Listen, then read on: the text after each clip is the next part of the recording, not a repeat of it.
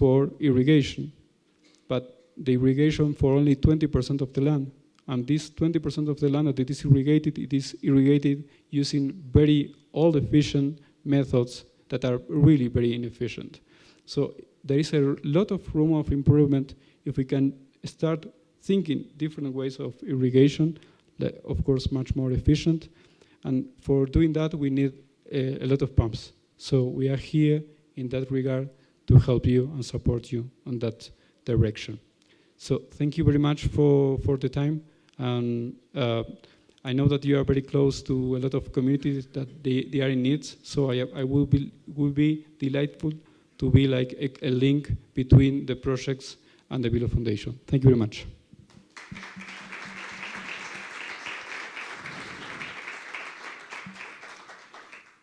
Thank you very much, Facundo, for that very concise and very interesting insight into the structure, the work, the ambition, and the expertise of the WELO Group and the WELO Foundation. I'm sure you will have a lot of questions. Keep them. And that constellation of a foundation owning a company is quite interesting, and I'm sure you will also have some questions on the water expertise. So we head on with the next presentation, going to Vanessa Sanchez from the Fundación Global Nature in Spain. If I'm not mistaken, we met 2 decades ago. Vanessa, I think at the Ramsar conference in Valencia. And Vanessa was already bright and clever, and I wasn't without hair at that time, so it was a little different 20 years ago. Vanessa is an environmental scientist working for the Fundación Global Nature, and you will be speaking about the Wetlands for Climate project. That is an EU LIFE project, so it's supported by the European Commission through the funding scheme LIFE. And the focus, and I find that very interesting, and I'm sure you will have a lot of questions, is on the carbon sequestration potential of wetlands and the important value of wetlands in terms of climate change mitigation, but in particular on the funding aspect that is called the PES, the Payment for Ecosystem Services. So I'm curious to hear your presentation. This is your floor. Thank you, Udo. Thank you to ALT for inviting us to this event. It has been wonderful. And thank you, of course, to GNF to organize this wonderful conference. Oh, I'm gonna ask you, apologize from the beginning because I'm still, since I arrived here, I have a sick disease from the altitude and I think very slowly. But anyway, I will try to do my best. And then, as I can imagine, it's now siesta time. And some of you are waiting for siesta, and I guess other ones are waiting for the party of tonight. So it's not the best time to speak, but anyway, we'll go. Well, I would like to introduce this project. It's Mediterranean Wetlands Management and Restoration as Carbon Sinks. And we, Fundación Global Nature, are the coordinators of the project, but of course we have different partners. And maybe the most important one is the University of Valencia. And I have to tell you that this project was born in an 11 Lakes conference, where one researcher introduced us this carbon sink function of the wetlands, and we decided, well, Amanda Del Rio and Antonio Guillem decided to write this project. And it began in October 2020. We will try to end in June 2024. And the main objective is to establish management guidelines for Mediterranean wetlands. So they function as carbon sinks, but at the same time, they must maintain the ecological integrity. And that's very important. And then must provide ecosystem services of a healthy ecosystem. So we are designing an experimental protocol in different pilot wetlands, and we are implementing management actions for vegetation, soil, and water restoration actions on these pilot wetlands, and measuring what's going on with the carbon balance in those actions. Of course, we will transfer results as we are doing now here, and we will try to involve the private sector. Just very brief, the process, step by step. First of all, we selected the wetlands at the beginning of the project with different authorities. In Spain, we work together very close to the different authorities, regional, local, and national, and European too. Second step was the field actions, development, and measurements. We are developing a protocol for verification and transfer, and of course communication. So where are the wetlands we are working? We selected 10 pilot wetlands, and what we were looking for together with our university partner is to have different kind of wetlands, like inland freshwater wetlands in one region in the north of Spain, saline inland wetlands in another region, Castilla-La Mancha, and coastal wetlands in the coastal region of Community of Valencia. So there we're working in different pilot wetlands, and they have different states of conservation too. I mean, some of them are very alterated, and others are in a good status of conservation, and that's important to have the results of the projects. And what we are doing, we work at 2 scales. So the team of Global Nature are developing the management action at a big scale, in a scale of hectares. So we do implement management actions of soil, something like removal of the soil, stripping is the name of in English, I don't know, decapados in Spanish, because maybe the translator doesn't know what it means, stripping, decapados and fangeos. We manage vegetation too, and in vegetation we are testing correct grazing and livestock management of the elophytes, mowing of the elophytes with different techniques. You can see there is a machine of an amphibious machine that goes through the water mowing elophytes. And of course we are planting macrophytes too. And then we are measuring too some water management actions that could be such as rewetting and measuring what's going on in a gradient of different humidity of the soil. And then at an experimental level, our partner, the University of Valencia, is characterizing all the carbon cycle. And for that, they are measuring wherever you can imagine that happens into the water, in the 10 pilot wetlands. And the more innovative thing of the project is maybe that they already have the baseline on regarding the carbon balance of these pilot wetlands. They know which is the carbon cycle in the wetland, but now they are measuring what's going on by the result of every management action we are implementing. And they measure primary production of benthos and plankton, they measure phytoplankton, they measure methanogenesis and methanatrophy, and they measure too what's going on about all the prokaryote bacteria into the water. So they make like a black box and measure all of that to see what's going on with the carbon balance. We are trying to develop a voluntary carbon standard, a methodology. We first tried to do it with an international standard, BERRA, maybe you know it, but then we realized it was really expensive, not only to get approved the methodology, that we had the funds for it, but even if you are going to present a project for it, it's very expensive to get certified, verified, and all of that. So in Spain, our wetlands are really small. That will be like a pond for you compared to the Titicaca Lake. So we don't have the dimension enough to go to this kind of standards. So we decided to go to work together with our Ministry of Transition Ecology, a national ministry, and we are developing a methodology with them, meeting together with them, because they have a voluntary carbon standard for projects of absorption of CO2, and until now they have been only working with forests, but they want to develop a methodology for wetlands, and that's a very good news for us. Of course, we are transferring the results here now with Living Lakes Network, but with other networks too, such as MedWet, Ramsar, and so on. And we are doing communication in all the 10 pilot wetlands regarding the function of wetlands and climate change.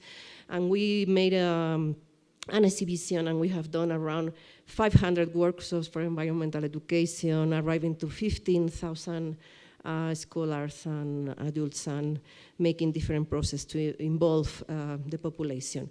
And I guess you were waiting for this since all the time, and I began to talk about my project, but some figures. Why?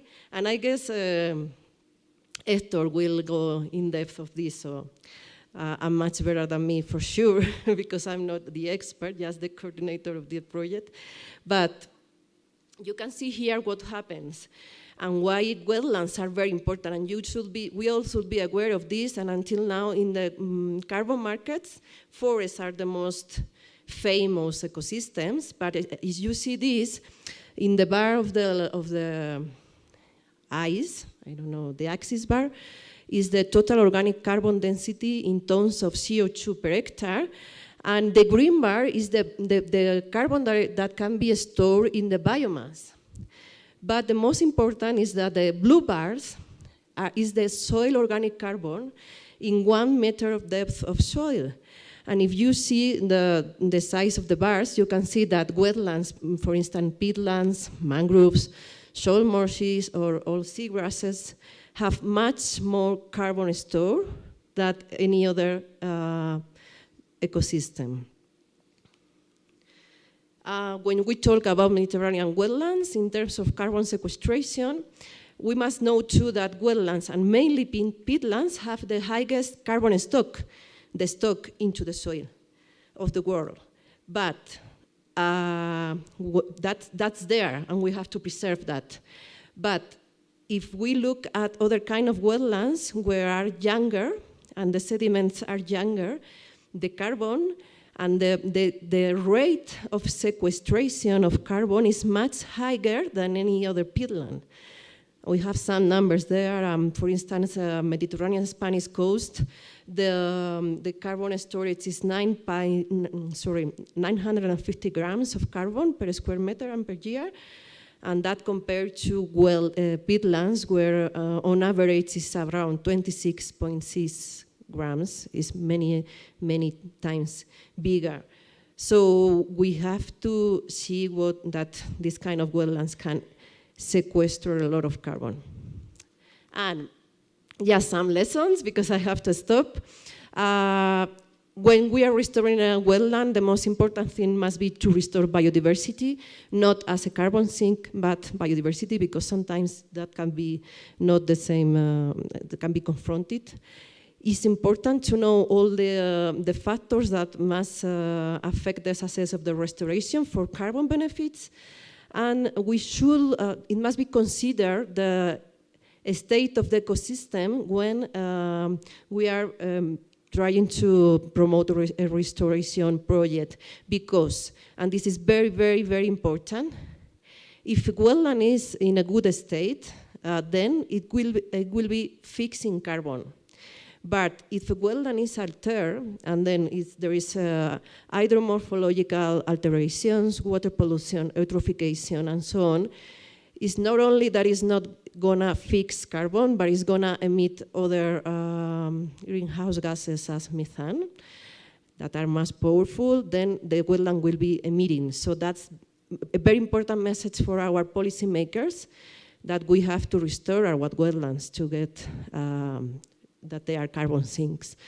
And for sure, you must know that wetland management measures can influence the carbon balance, being able to strengthen the carbon retention capacity, and that's very important for it. So that's it. Thank you very much. I hope you could enjoy.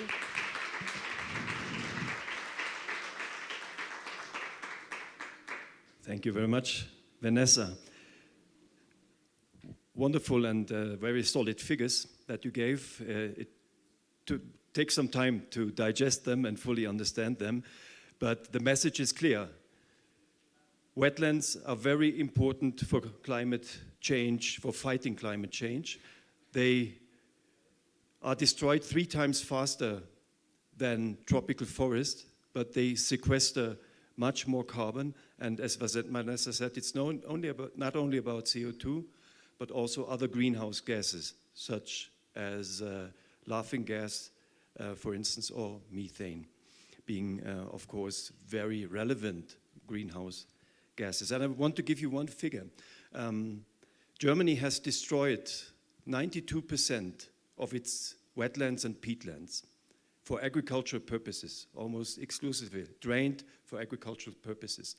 Those areas form 7% of the arable land of Germany, and they are responsible for 99% of the greenhouse gas emissions of Germany from agricultural land without livestock.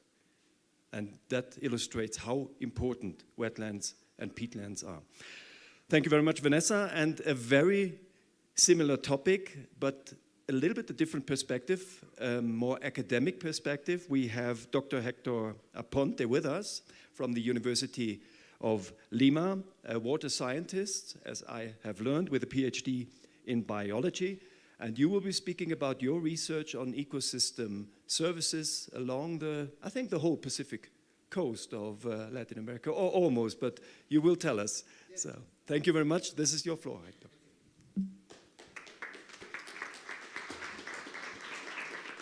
Okay. So today I'm here to tell you a story. And I'm going to do this presentation in English, but the slides are in Spanish. So as I told you, I'm here to tell you a story because as a scientist, we are always doing these puzzles. So how do you start to put together a puzzle? Some of us will start with the corner. Others will be put together all the pieces of the same color. I don't know. So we decided to put together this puzzle of carbon cycle. And in Lima, we have a very important ecosystem called Pantanos de Villa. So I asked of one of my students to give to the laboratory a plant, lenteja de agua, lemna, but instead of that, he gave me this plant. It's not lemna. He gave me Limnobium levigatum. So it was something like a mistake, but it was a very interesting plant because I could do many laboratory manipulations. So I decided to start this puzzle of carbon cycle, measuring how much carbon can this species, just one plant can stock on laboratory conditions. And as you can see, this plant can store 1.79 tons per hectare per year of carbon in laboratory conditions. So that was one of our first pieces. And then something happened. What happened? A big fire. Fires are not strange in Lima. Actually, it happens all the time, and it happens in wetlands. These fires are not natural, as fires we saw yesterday in Lake Titicaca. Maybe you saw some fires. So this happens next to our university. This is Pantanos de Villa. So we decided to go to measure what happened, how much biomass was lost during this fire, and try to model how much carbon emissions were lost during that fire. So after all the manipulation and mathematics, we had this conclusion. It was lose 1,397.1 tons of CO2, just in one fire. Fires, as I told you, happens all the time. This quantity is around 200 tons per hectare. So imagine how much CO2 is emitted during fires on whole wetlands around the world. Next, we decided to measure how much carbon this ecosystem was stocking or storing for us. Because we start with a plant, next we do the fire, so why not measuring the whole wetland, Pantanos de Villa? So we decided to model the whole biomass in this site. We decided to do measures in soil. Also, as you can see, soil is a very important piece in this puzzle. So we needed to measure the soil, and after all that chemical things, we got the conclusion that Pantanos de Villa stock 80,000 tons of CO2. I think that looks a lot in numbers. 18,000 too much. How much is all these numbers? So just to get a visual thing, these 80,000 tons of CO2 are equivalent at 12,000 swimming pools, Olympic swimming pools, just to be clear, of CO2. So imagine, this is just one wetland. So imagine how much carbon are storing whole wetlands around the world. And well, we continue having these pieces. This is a photo of the team. Here we are biologists, communication guys, also engineers. We decided to continue, and well, we knew the plant, then the fire, then the whole ecosystem. Why don't measuring every ecosystem in Peru? Why don't? Okay, so we tried to do that, and we got this found from Concitec, and we decided to determine carbon fluxes in all wetlands, well, all different kinds of wetlands in Peru. So we had this objective, this is the main objective, what I told you, to have this information for policymakers. So we measured wetlands in the coast, in the north, mangroves, then we measured in highlands, then in the forest. So we have different measures. So after going, and well, in this kind of research, we needed different kinds of methods. In this case, it was sedimentology. This is Alexander Perez, that is one of the main researchers in this research. He's the how do you say it in English? Is the head researcher. Yes, I am another researcher in the same team. And there is Mathieu Carré, which is French, that is part also of the team. Here we have other equipments like this Russian sampler to take the samples. Here we went in Cusco at 5,000 meters, so imagine our headaches. Thank you. And at the end of whole samplings, we had this. So there are wetlands that are storing for us from around 100 and 115 grams of CO2 per meter per year. And then we have others, like the one in Ayacucho, for example, that is having from 615 to 1,500 grams per CO2 per meters per year. And so, as you can see, all wetlands doesn't behave at the same way. We have different fluxes of CO2 storing for us. And this is very important because, for example, here in Pantanos de Villa, it means that the flux of everything that is happening around is going to the wetland, and also nitrogen, for example, is going to the wetland, and the wetland is storing that for us. And these values are sometimes the double that we knew for Hotel Costa wetlands. So it is amazing. And to be more scientific things, here we used stable isotopes. These things tell us where was the origin of the carbon and of the nitrogen. So in the center, there was a specific period of time in Pantanos de Villa that the fluxes were bigger. And this happened specifically when urbanization grows. So it means that as the urbanization grows, it generates more contaminants. And the wetland was taking that for us. So, to be clear, here we are. This is Lima, this is Pantanos de Villa, and Pantanos de Villa are our kidneys. These are giving us a better place to live. And next, we are going to have other measures in Cusco, in Puno. We have also sediment samples here in Lago Titicaca. In Titicaca, we are going to have those results very, very soon. We have more information also in Apurímac, in Ayacucho, and I hope to give you that information very soon. We have continued with this other project in which we are going to continue analyzing the samples. So our puzzle is start to having pieces, those pieces that says, okay, your things we know, the order that have the question marks, it means that we don't know. So I hope that in the next years we are going to have more information to continue putting together all these pieces in this puzzle. So why do we need all this data? Because I need you, I need economists, I need policymakers to use this information. This is not new. We already know that you need this information, for example, for mechanisms of compensation for ecosystem services. So we already know. Now we have the data. So we need you to use this information, to get people paid, to get communities paid. So I'm very glad to be here sharing all that with you because I need you. Please help me. We have this information right now, so please make this real. And all this happened in the middle of a big initiative called Humedales Costeros. This initiative is composed with a lot of academic and not academic institutions that are in the coast of Peru, Ecuador, and Chile. So we are trying to do this. We are not only carbon, but also movements for education, awareness to people, to do possible what living lakes want. Yeah? That is happening right now. So maybe the next piece of a puzzle would be how much carbon is stored in the whole coast of the Pacific. Why not? So thank you very much. That was what I wanted to share with you.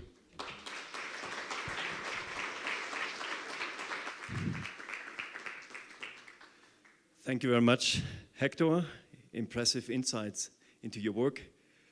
Facundo from the private sector, Vanessa, civil society, Hector from the scientific world. 3 different sectors of society, but the hearts beating for the same, for water and the environment. And I'm sure you have a lot of questions. If I would point out my questions, we will miss the evening party, so I better don't start. I probably have one at the very end. I would like to thank you before we go into the Q&A for joining us here, for giving your wonderful presentation, for being concise and punctual, because that allows us to go into the question and answer. And last but not least, for speaking in a foreign language, because your mother tongue, of course, is Spanish. The advantage of that is you can ask the question in Spanish or in English, and of course, you can answer in both languages. So please, hands up. Once again, identify yourself, name, country, and please be brief and concise. Thank you. Ajunta De, India. I have a question to you that whether you have worked on desalinization of water for the coastal region? That question is going to whom? To Willow Foundation. Okay.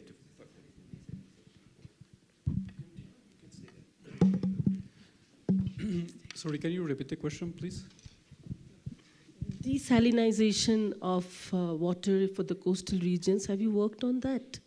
Yes, of course. I don't know how to say that in English, but it is inversal or reversal osmosis. Is this correct?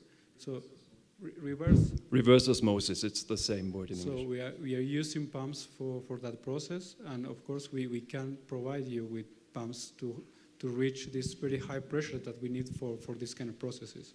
So it is possible.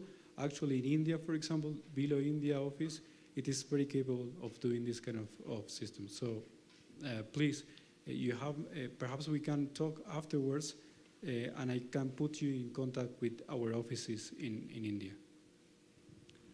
Thank you, Ajanta, for the question, and thank you, Facunda, for the fast and precise answer. And we have a new bilateral collection already. This is what we are here for. Some more questions, I'm sure. Please, hands up. Don't be shy. Marion is never shy. Please go ahead. Yes, my question goes to Facunda, but also to the other 2 participants, because we are on restoration of wetlands, and restoration of wetlands requires a lot of financing, and we are depending on public funding, etc., which never is enough. No? And Facunda, you or the business world in general is looking for CO2 neutrality, also to be CO2 neutral, and therefore very often the business world is looking for offsetting programs, etc., to compensate the remaining emissions which cannot be avoided or reduced. No?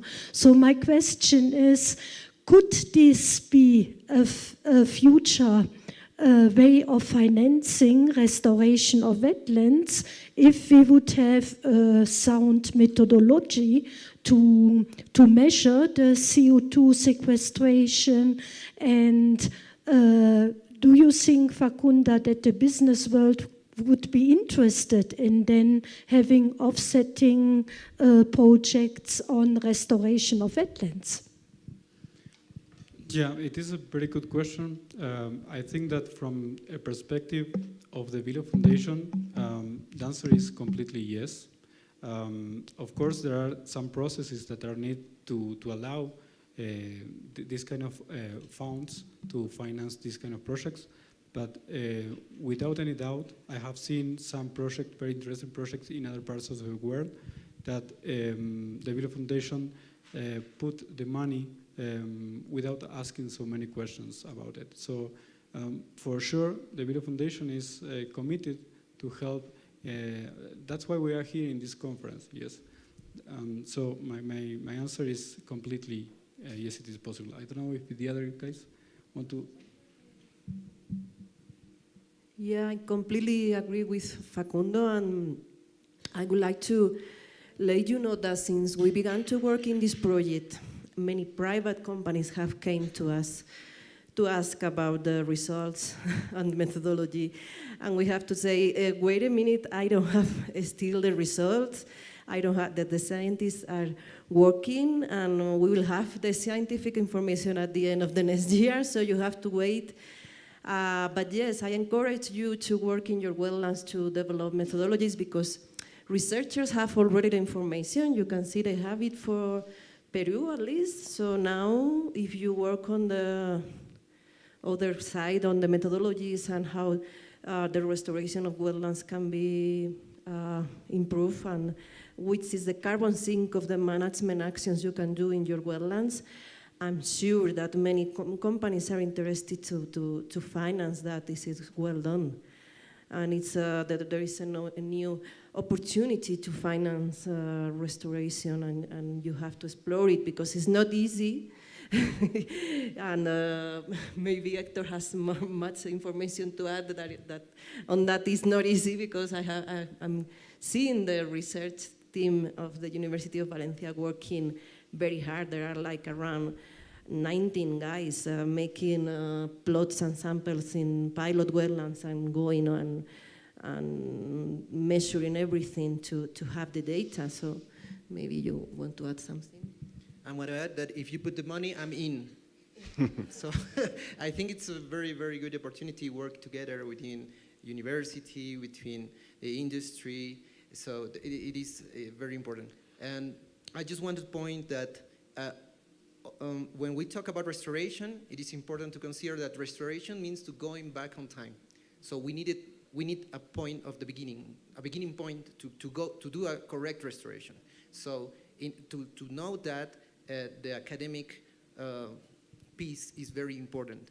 This morning we listened to Victor, I think. He, for example, explained to us that they have different standards for different wetlands. So that is very, very important to do a correct restoration, and it's a very important point to take in consideration.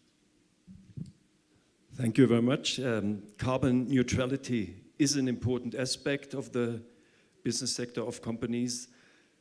We all know that the carbon offset is also an ambivalent topic. So if it means business as usual and we offset our fossil fuel damage somewhere in the developing world, either in reforestation or restoration of wetlands, this will not be the solution for the future. And nobody knows it better that carbon offset is only one piece or one side of the coin, and the other one is carbon inset. And Marion is the one always pointing the finger or putting the finger into the wound that companies have to consider the carbon insetting. That means looking at their supply chains and not saying we continue with business as usual and then we offset somewhere difficult to control. But as I said, if you want to know more about carbon insetting, this is the person to go to. So we have time for one more question, and we have time for 2 or 3 more questions. And there is another hand here in the second front row. Yes, thank you, sir. I'm Kaganga John from Uganda, and I'm from civil society, and I'm also a farmer. The first question is from the Willow Group or Willow Foundation.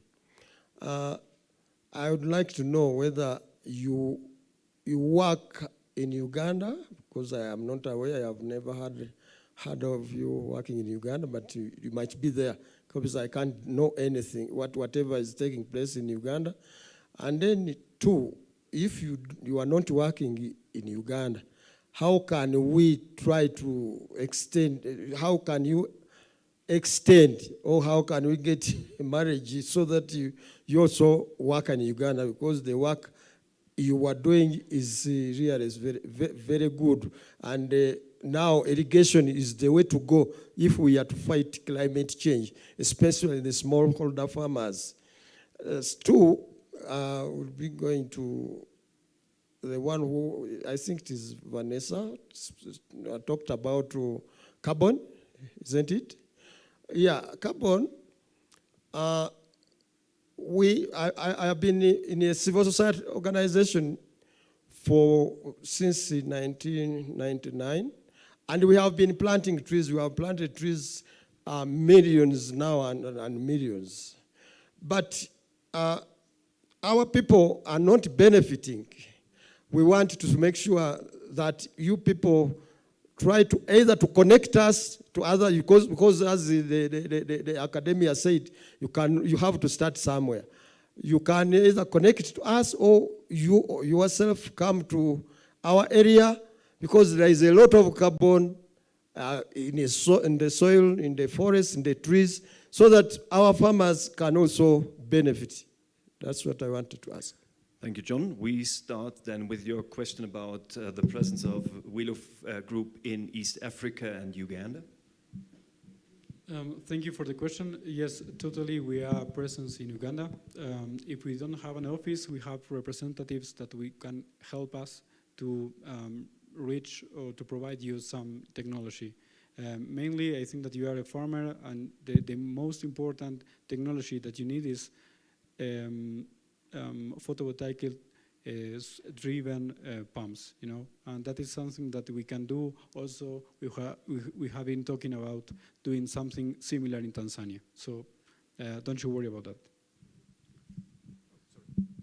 Question was clear. Uganda, being a tropical country, pearl of Africa, of course, has a massive carbon sequestration potential. Is there room for collaboration, Vanessa? I'm not sure. We have never worked in Uganda until now, but I know there are methodologies for offset carbon in the kind of forest you are working at, and there are new methodologies too on agroforestry, so that small farmers can benefit, but you may need an entity to help you to make the project. But I know projects in tropical forests in Central America regarding agroforestry, that farmers are benefiting of that. So you can find some information on the international standards like Verra or Gold standard. They have information on that.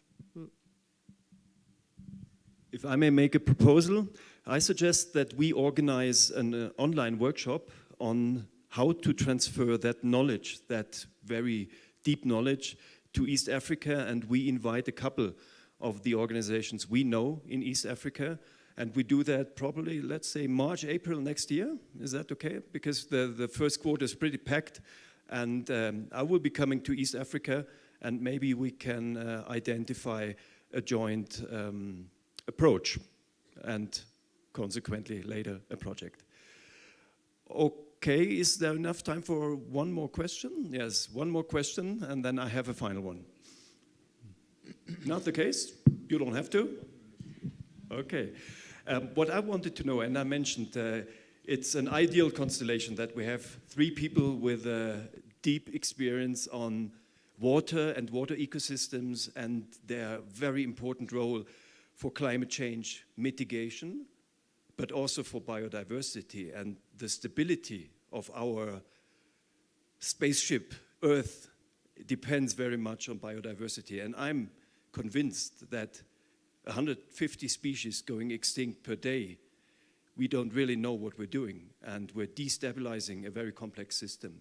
What I wanted to know is, having a representative from the private sector, from a large global company, from an academic background that is very well connected here in Latin America, and from a civil society organization with a experience of decades and also being linked to many other organizations. What do you think during the next 10 years, what would be required if you were close to Christmas? If you have one wish to improve and optimize your work from your perspective to make water ecosystems an even more relevant, or to save them, to put it bluntly, over the next years, what would you think is the most important aspect from your specific perspective? You want to go first? Okay. It is a tough question. It is also tough to answer that in English, but I will try. I think that my wish, it could be that the technology can reduce the cost of to get that technology. You know that, for example, I don't know, 10 years ago, to get a solar panel was really very expensive. Now it is much more affordable. And my wish is that in the next 10 years, I think that the technology, at least in my my business that are pumps, that we can reduce the cost of providing this kind of products, and so it can be much more accessible to get for much more efficient technology for farmers, for wastewater treatment plants, and so on and so on. So we are going to reduce the energy consumption, and of course we are going to have much more sustainable applications. That is my wish.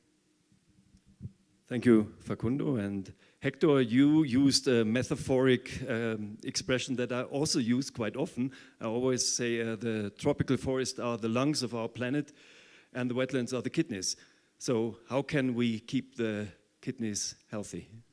Okay. Well, my wish it will not be about kidneys, but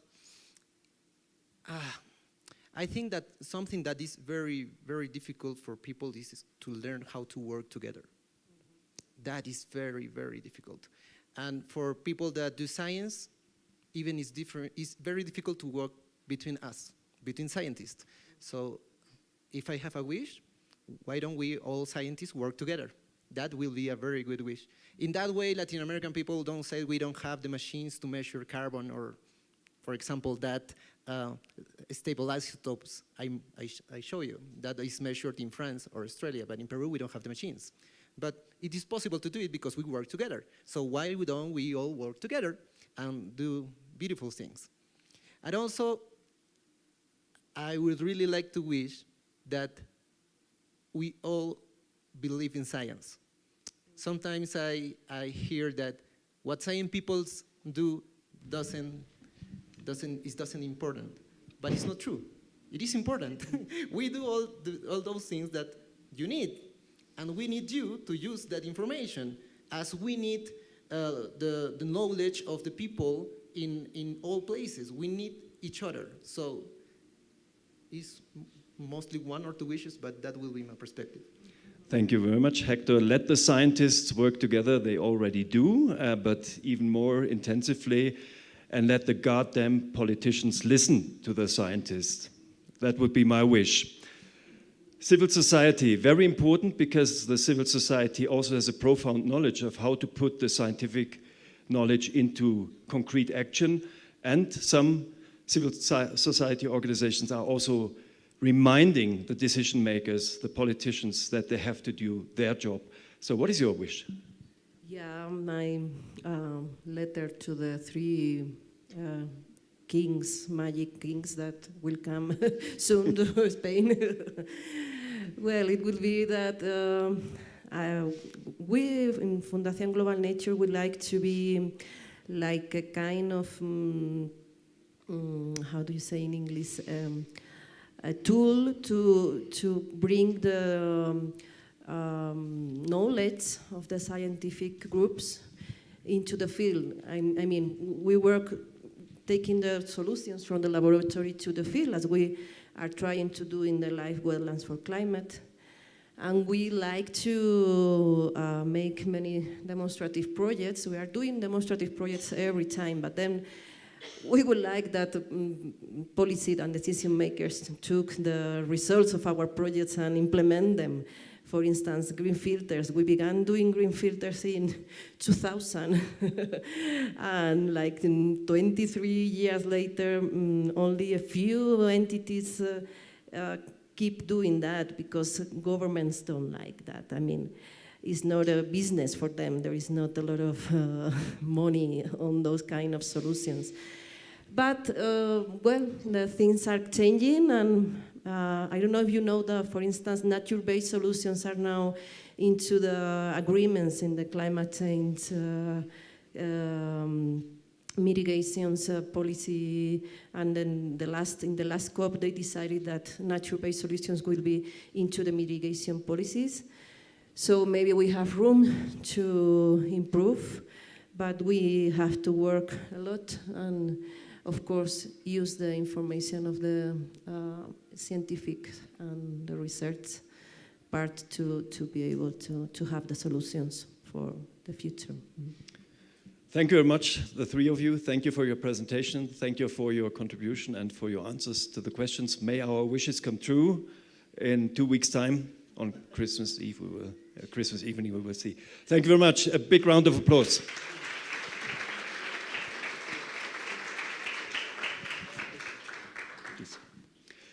So we will head on with the second part of this session. You can stand up probably and stretch your legs a little bit, and you want to check your mobile now for 2 minutes or so, whether anything is urgent?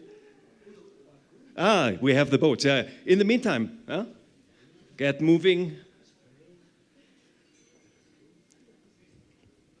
Sorry, I missed the gifts. My fault. I don't blame it on the altitude.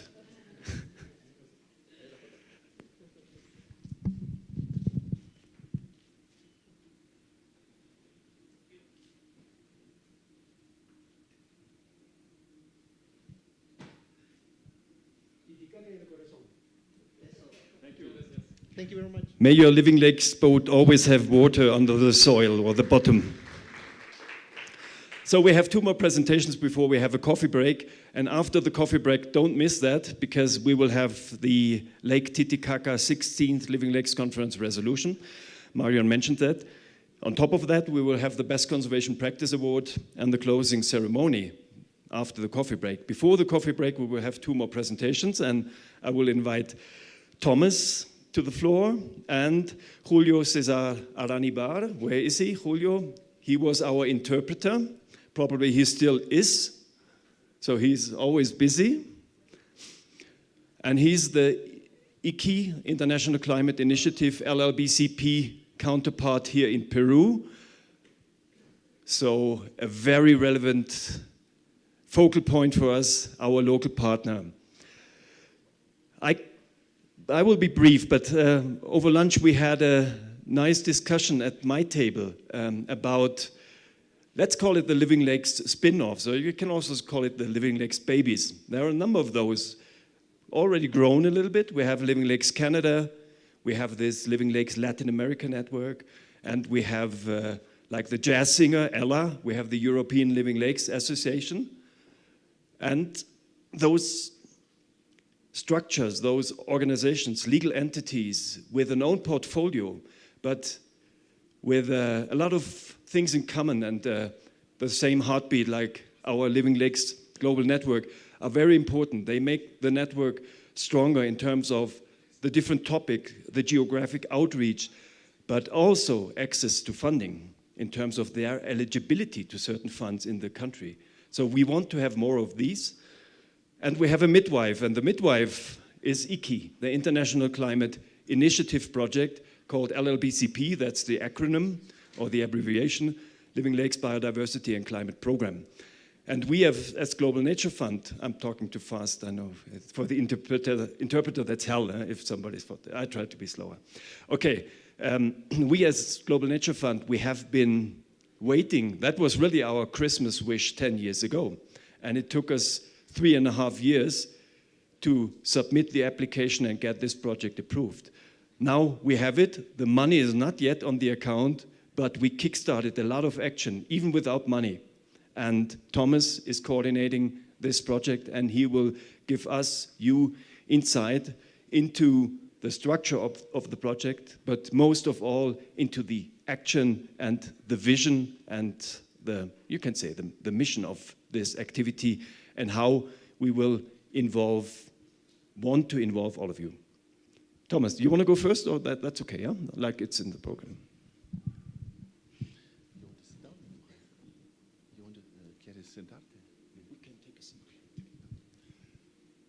Okay, thank you very much, Udo. You can start the presentation, thank you. Yeah, as Udo already said, it was a long journey to get here actually, to start the project during that conference today. As Udo said, we already started working without money in August, and thank you very much to all of those who did that, who already started activities. Very soon, I hope we can forward the money. Next slide, please. Achso, ich kann ja selber hier. Yeah, maybe the project in numbers. We started in August. We have 5 years, roughly 9 million budget, roughly grant of 8 million from the German Ministry of Environment and Conservation, and so an own contribution. The budget for implementation on site is over 7 million, so very few money will stay with us. The by far largest part will go to our partner organizations. And those are placed in 10 countries all around the world. In total, we have 13 project partners, and during the project running time, 105 employees will be involved in the project, and I will later come to some other figures. Some of those employees are here today, and I would very much like the LLBCP team to stand up, David, Alena, and Rebecca. You will be with us the next couple of years. And I would also, for the different activities Global Nature Fund is going to take out, and of course I would also very much like to ask the partner organizations, so Ajanta, David, Jackie, Spotting, to stand up just to show who else is in the room and who else is partner of the project. We managed to get several here. Papa, you also must stand up. And Amy, I don't know where you are, and Felipe? Great. So, great you're here. Thank you very much. Unfortunately, our partners from Cambodia and Sri Lanka could not come due to, many travel problems actually. The location of our partners around the world, not going into detail, but it's really a global program with a global outreach we want to achieve. I already mentioned we are proud to be the coordinating organization of that project, and our implementing partners stretch from the Philippines in the east, in the far east, to Peru, where we are right now. And it's going to be really a very beautiful project. And the outreach, this is very important, it's going to be the whole Living Lakes network. Of course, this is what we want to achieve, to involve the whole network into this project. The project impact, so what shall the project pay in, or will the project pay in on the larger scale, is the conservation and restoration of lakes and wetlands, and the protection of related biodiversity shall be improved in the long term. No estoy seguro si escuchan traducción ahora las personas. No se escucha. Bien, entonces vamos a traducir un poco. Hablamos, ¿perdón? Ya, lo sabía, por eso pregunto, por eso. Bueno, hemos visto las personas que se levantaron, esos son los socios del proyecto, y somos como Global Nature Fund muy orgullosos, bueno, que tenemos un equipo tan grande que va a trabajar los próximos 5 años con nosotros. Han visto los números que hemos enseñado. Tenemos como casi 9 millones de euros para la implementación, y la gran mayor parte de este dinero va a ir a los países de implementación, más que 7 millones. Y bueno, el impacto que queremos crear es la conservación y restauración de lagos y humedales y la protección de la biodiversidad que vive en estos ecosistemas para mejorar la situación a largo plazo. Luego, lo que el proyecto debería lograr es la implementación de prácticas y estrategias para una gestión sostenible de lagos y humedales y la buena documentación, lo que hablamos también antes, para el mainstreaming. No conozco una buena palabra para eso en español ni en alemán, con las comunidades locales y las organizaciones en los 10 países de implementación y también fuera. So all the English people might have read the outcomes, so I will skip that.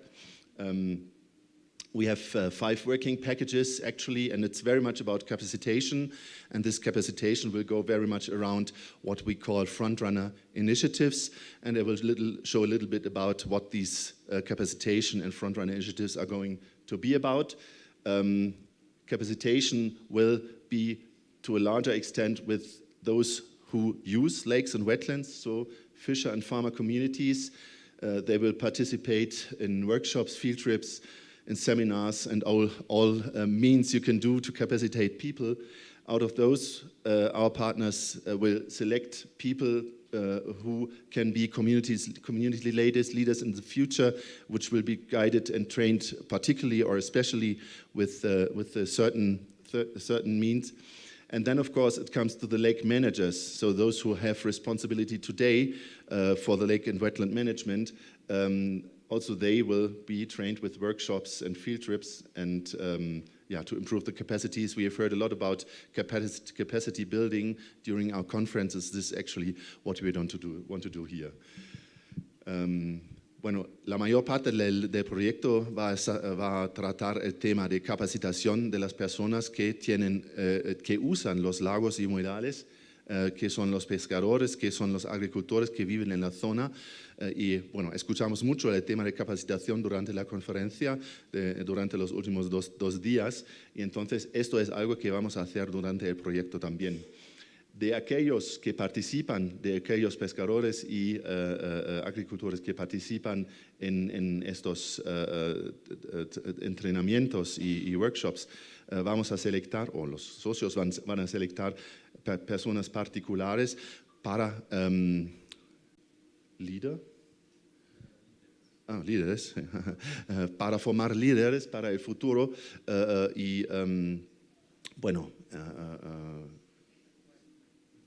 para mejorar la situación a largo plazo.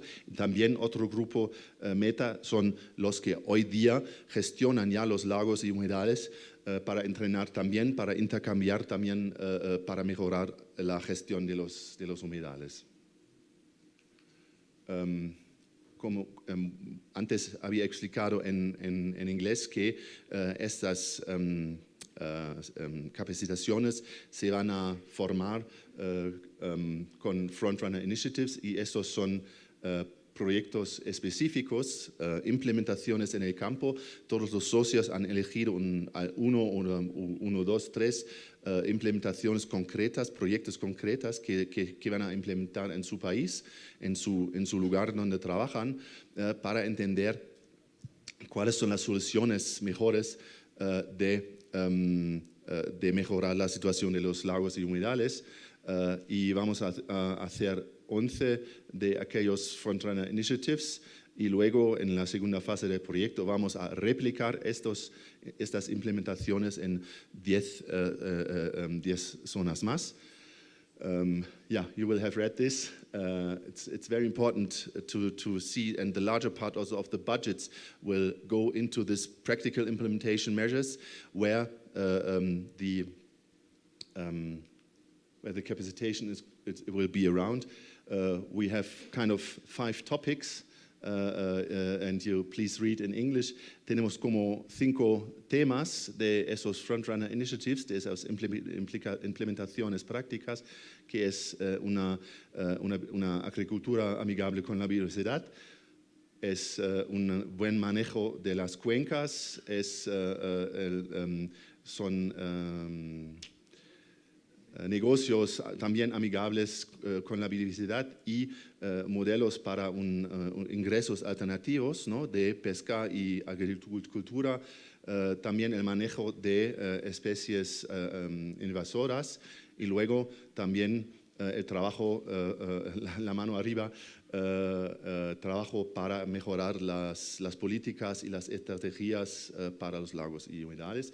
Y solo para enseñar algunos ejemplos, trata de mejora de agricultura en Colombia y implementación del Biodiversity Action Tool. Trata de zonas de amortiguación en México y de algo como un sistema Man and Biosphere. Y trata bueno, esto es lo que hemos visto ayer y Julio va a hablar de eso también luego. I'm going to skip this because you were able to read. Maybe, and the frontrunners in Africa, those were the frontrunners in Latin America. It's very much about reforestation in the catchment areas like in South Africa. It's about agroforestry, solar irrigation, and traditional agriculture. In Rwanda, Jackie has already explained a bit in the morning about the work Aquas is doing anyway. And then in Malawi, we will start a very strong emphasis in fisher and farmer schools, so capacitation, small-scale agriculture, and some other aspects which are attached to these aspects. En África vamos a trabajar el tema de mucho el tema de reforestación y de sostenibilidad en la agricultura y también en Malawi especialmente también acuacultura, ¿se dice? Sí, acuacultura, pero no acuacultura grande, sino de forma pequeña, ¿no? Para artesanal. Y en la Asia es el tema, en Camboya y en las Filipinas tenemos el tema de, perdón, me equivoqué. Bueno, también el tema de ingresos alternativos a la pesca y a la agricultura. Hablamos de turismo, hablamos de Biodiversity Business, que es una forma de hacer dinero, de ganar dinero amigable con la biodiversidad. Hablamos mucho también de reforestar manglares y mejorar la implementación también de las leyes existentes. Esto también es un tema que escuchamos ya hoy. Y el manejo de especies invasoras. Y finalmente en el sureste de Asia, en Camboya y en las Filipinas, otra vez el tema de turismo, homestay tourism, turismo sostenible con pequeñas entidades y luego nature-based solutions. En las Filipinas van a crear un filtro verde, ecoturismo y agroforestry, y en Camboya va a tratar mucho de la pesca sostenible. Pues, well, you have read this in English. Is this okay, or should I elaborate on this? The different topics, you have seen this with the lights here, with the different signs, and this is what we are going to do in Asia, in South Asia and Southeast Asia. So we are going to gather a lot of insights and a lot of... It's okay? Good. Yeah, and then the third important outcome is with empowerment of the young generation of lake and wetland managers. This is something we really want to do, and well, we've heard this also in the last 2 days, and our idea is to really get to a shared vision of young people we want to involve in the project in the next 5-year times. And shared vision means to form kind of a shared spirit also among the living lakes young Living Lakes partners, among the young Living Lakers, for effective conservation and sustainable use. And there's 3 working packages. We will have a trainee program. Each of our partners can do a trainee program with up to 10 trainees in their countries, young lake managers, and out of those we want to form kind of an alumni network, which we do not want to be restricted to our partner countries, but we want to involve more people, more young people from other Living Lakes partners and also outside the Living Lakes network to this alumni. And then we want to establish what we call a Living Lakes Academy, so that people who participate in the activities of our project can also benefit, in a sense that they will receive kind of a certification, diploma or something like that. Este proyecto también trabaja mucho el tema de la juventud, ¿no? del futuro, del trabajo en lagos y humedales. Tendremos como tres actividades aquí. Un programa de entrenamiento específico donde jóvenes que empiezan en la carrera de gestión de humedales pueden en los 3 países participar en un entrenamiento especial. Luego una red de estos jóvenes que trabajan juntos y forman una estrategia más bien para el futuro, y donde queremos también involucrar más personas, no solamente de las 10 organizaciones dentro del proyecto, sino también el Red de Lagos Vivos y fuera de eso. Y luego también tenemos la idea de formar una academia de lagos vivos para dar un valor añadido a personas que participan en las actividades, que pueden recibir una certificación, un diploma, algo parecido. Bueno, y luego, y eso voy a cortar un poco, es el mainstreaming de gestión de lagos y humedales, la mejora de políticas y planes de manejo al nivel local, regional y nacional. Y bueno, hay una serie de actividades, ya escuchamos mucho de las citizen science, ciencias. Gracias. De las ciencias ciudadanas. Hablamos hablamos también de comunicación, hablamos de la mejora de políticas y luego, bueno, mucho de comunicación al nivel global que vamos a hacer. Y bueno, por eso estamos aquí también, mejor la cooperación entre todas las entidades que trabajan con el tema, better international exchange, mejor intercambio al nivel global para formar alianzas al nivel global. Bueno, y aquí también hay una serie de actividades, eventos internacionales, ya estamos. Hemos logrado ya un indicador casi. Una plataforma que vamos a desarrollar, donde Marion hoy habló también del tema cómo vamos a intercambiar todos los resultados de esa conferencia, pero también de todos los proyectos que estáis haciendo vosotros. Entonces, y por favor, mandarnos sus informaciones. Vamos a encontrar una forma de presentarlo en la plataforma livinglakes.org, no mañana, pero hasta verano quizás. ¿Qué dices tú, Amanda? Mañana no. ¿Verano? Y eso, trabajar mejor juntos. You have read this already. And one important thing is we will develop a Living Lakes exchange platform, so all of those who work on lakes and wetlands, we've heard so many good results today and so many brochures, so many platforms also on the internet who have been developed or who are in development. We really want to gather all this information on the livinglakes.org website. As an exchange platform for all wetlanders in the world. And please send us this information. We will not be able to realize this by tomorrow, but maybe by summer. Yeah, well, I skip this because we are short in time, and this is what we are aiming for. Thank you.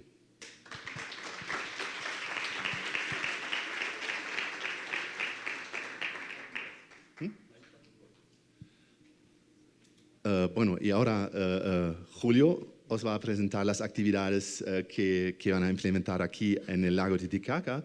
Y bueno, un placer tenerte aquí. Muchas gracias otra vez para la traducción de toda la mañana y ahora. Un esfuerzo muy grande. Porque no creo que eres intérprete, ¿no? Para nada.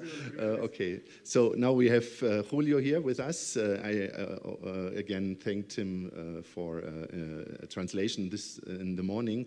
Yeah, and he will present us the activities who will be carried out in Lake Titicaca. Muchas gracias, Tomás. Muchas gracias, Udo. Realmente es para mí un honor el poder saludarlos, el poder estar en esta red.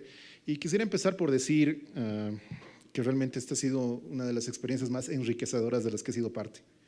Creo que no puedo poner en palabras todo lo que he aprendido en tan solo estos 3 días, solo conversando con todos ustedes, compartiendo en cada uno de los breaks y desde atrás apoyando en la conferencia. Así que es una experiencia que la voy a llevar por el resto de mi formación y de la aplicación que vamos a realizar como institución también. Ahora, esta presentación la voy a realizar en español, para poder presentar las actividades que vamos a realizar a través del proyecto Living Lakes aquí en Perú. Y por favor le pediría a Tomás que después podamos hacer unas conclusiones en inglés. Para empezar, ya hemos hablado muchísimo sobre el lago Titicaca durante todos estos días, así que no hay mucho más que yo pueda añadir sobre esta temática, solamente estos pequeños datos que quiero poner en su atención. El lago Titicaca en realidad es un espejo de agua que tiene más de 7.500 kilómetros cuadrados, es realmente enorme. Pero el sistema hídrico del que es parte es un sistema cerrado que tiene más de 144.000 kilómetros cuadrados de extensión. Engloba 3 países en realidad, Perú, Bolivia y una parte muy pequeña de Chile. Y en su desarrollo tiene varios ríos que son transfronterizos, 14 en total que son ríos binacionales. También tiene otros 2 lagos mayores en la zona sur del sistema, que es el lago Ururu y Popó, que pueden ver en el mapa que está a su izquierda. Entonces, desde el Titicaca, para que todo esto se convierta en un sistema, fluye un río hacia el sur que alimenta estos otros 2 lagos. Este río fluye por alrededor de 300 kilómetros de extensión. Entonces, estamos en un sistema hídrico que es realmente enorme, que presenta varios desafíos solamente desde su territorialidad. En la parte derecha pueden ver una representación, un mapa de todas las unidades hidrográficas que drenan sus aguas hacia el lago Titicaca, que va a ser nuestro territorio de acción. El proyecto, si bien está centrado en el territorio peruano, esa ha sido parte de la aplicación que hemos hecho hacia Living Lakes para poder conseguir el financiamiento. La LT, por su aspecto binacional, por supuesto que puede trabajar también en el territorio boliviano para poder implementar las acciones y lograr este equilibrio, porque en realidad el lago en sí administrativamente y políticamente tiene una frontera entre 2 países, pero naturalmente los espejos de agua no los tienen y la gestión tiene que seguir esa línea de desarrollo.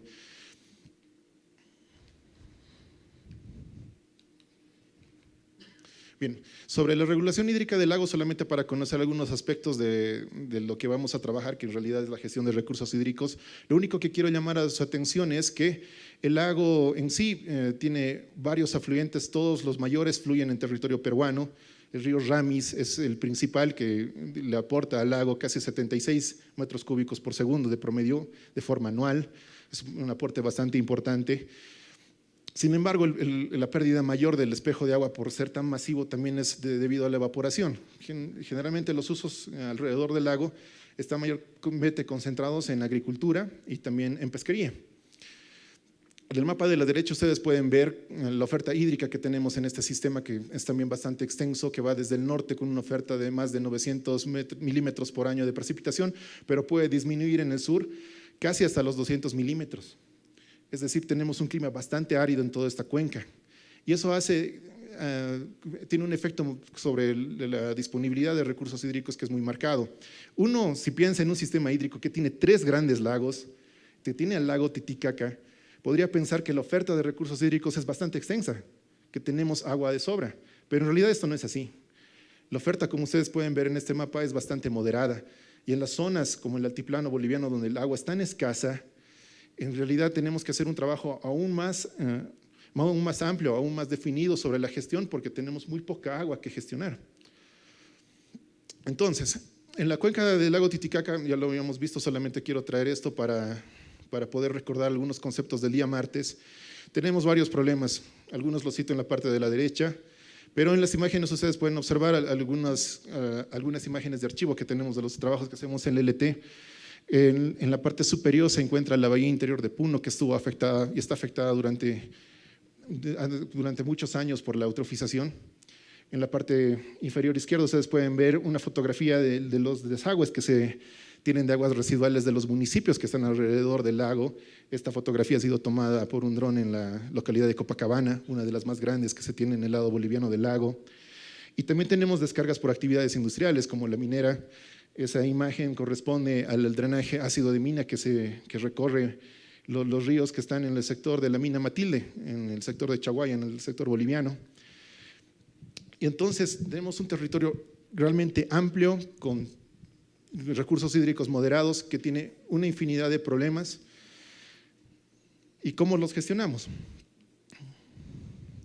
En realidad la LT tiene varias acciones básicas, acciones que se repiten todos los años para poder contribuir al conocimiento científico que necesitamos para poder gestionar el sistema hídrico.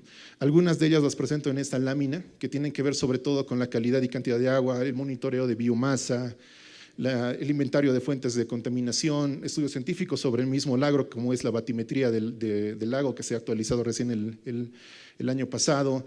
Realizamos también planes de manejo de recursos naturales, como los totorales, la totora, etcétera. También hacemos algunos diagnósticos binacionales sobre temas de interés particular, como lo había mencionado, el tema pesquero y acuícola. Y también manejamos todas las obras de control hidráulico que se realizan en este sistema por los gobiernos de Bolivia y de Perú, como institución binacional. Entonces, en todo este amplio espectro en el que trabajamos, vamos a insertar la estrategia del proyecto IKI, Living Lakes, para poder reforzar las áreas en las que todavía nos ha faltado acción en esos últimos años. ¿Y esas cuáles van a ser? Creo que una de las principales ventajas que tiene este proyecto es que está muy centrado en el fortalecimiento de capacidades. Eso es algo muy importante para nosotros porque sobre todo en el contexto en el que trabajamos, tanto en Bolivia como Perú, no existen muchas fuentes de financiamiento que estén apuntando a este tema en particular. Generalmente para los gobiernos la intervención tiene que ser siempre en obras de irrigación, obras de tratamiento de aguas residuales, las que queramos nombrar, pero el fortalecimiento de capacidades no es algo que esté en la agenda de desarrollo nacional. Entonces, este es un tema central que nosotros vamos a abordar, el desarrollo de capacidades, pero ¿a qué grupo meta? ¿A qué target group? Vamos a irnos por los pescadores. ¿Y esto por qué? Porque de acuerdo a los instrumentos de planificación que como institución hemos generado, se ha determinado que en los últimos 10 años se ha perdido alrededor del 80% de la biomasa íctica del lago. Las especies ícticas nativas están en peligro de extinción. Entonces, tenemos que fortalecer el trabajo sobre esto con urgencia. Y dentro de ese fortalecimiento de capacidades, ¿qué es lo que vamos a desarrollar? Primero se van a hacer talleres y capacitaciones para pescadores en temas de reproducción de especies ícticas nativas a partir de técnicas que son tradicionales, conocidas ya aquí en el lago, pero también otras innovadoras que vamos a ir diseminando. También se van a hacer talleres de sensibilización sobre prácticas de pesca, periodos de veda y protección de especies que están en peligro de extinción. También, por supuesto, la actividad acuícola representa un impacto sobre el medio ambiente. Tenemos que sensibilizar a los pescadores sobre cómo mitigar este impacto y también promover la capacitación de gestores jóvenes, sobre todo para la implementación de técnicas sostenibles en el mantenimiento de los recursos hidrobiológicos que tiene el lago. Por último, se realizarán capacitaciones especializadas para gestores jóvenes con el involucramiento y transferencia de conocimiento de otras instituciones que ya están trabajando sobre el lago, que tienen larga tradición y que tienen todo el conocimiento científico que las instituciones privadas, que los organismos de sociedad civil requieren para gestionar los recursos. También Tomás lo había mencionado muy bien, una parte importante del proyecto es implementar iniciativas innovadoras para la gestión del medio ambiente. ¿Cuál va a ser la que nosotros vamos a escoger? Por supuesto va a ser una que está relacionada con las descargas de agua residual hacia el cuerpo del lago Titicaca, que es uno de los problemas más comunes y más importantes que tenemos.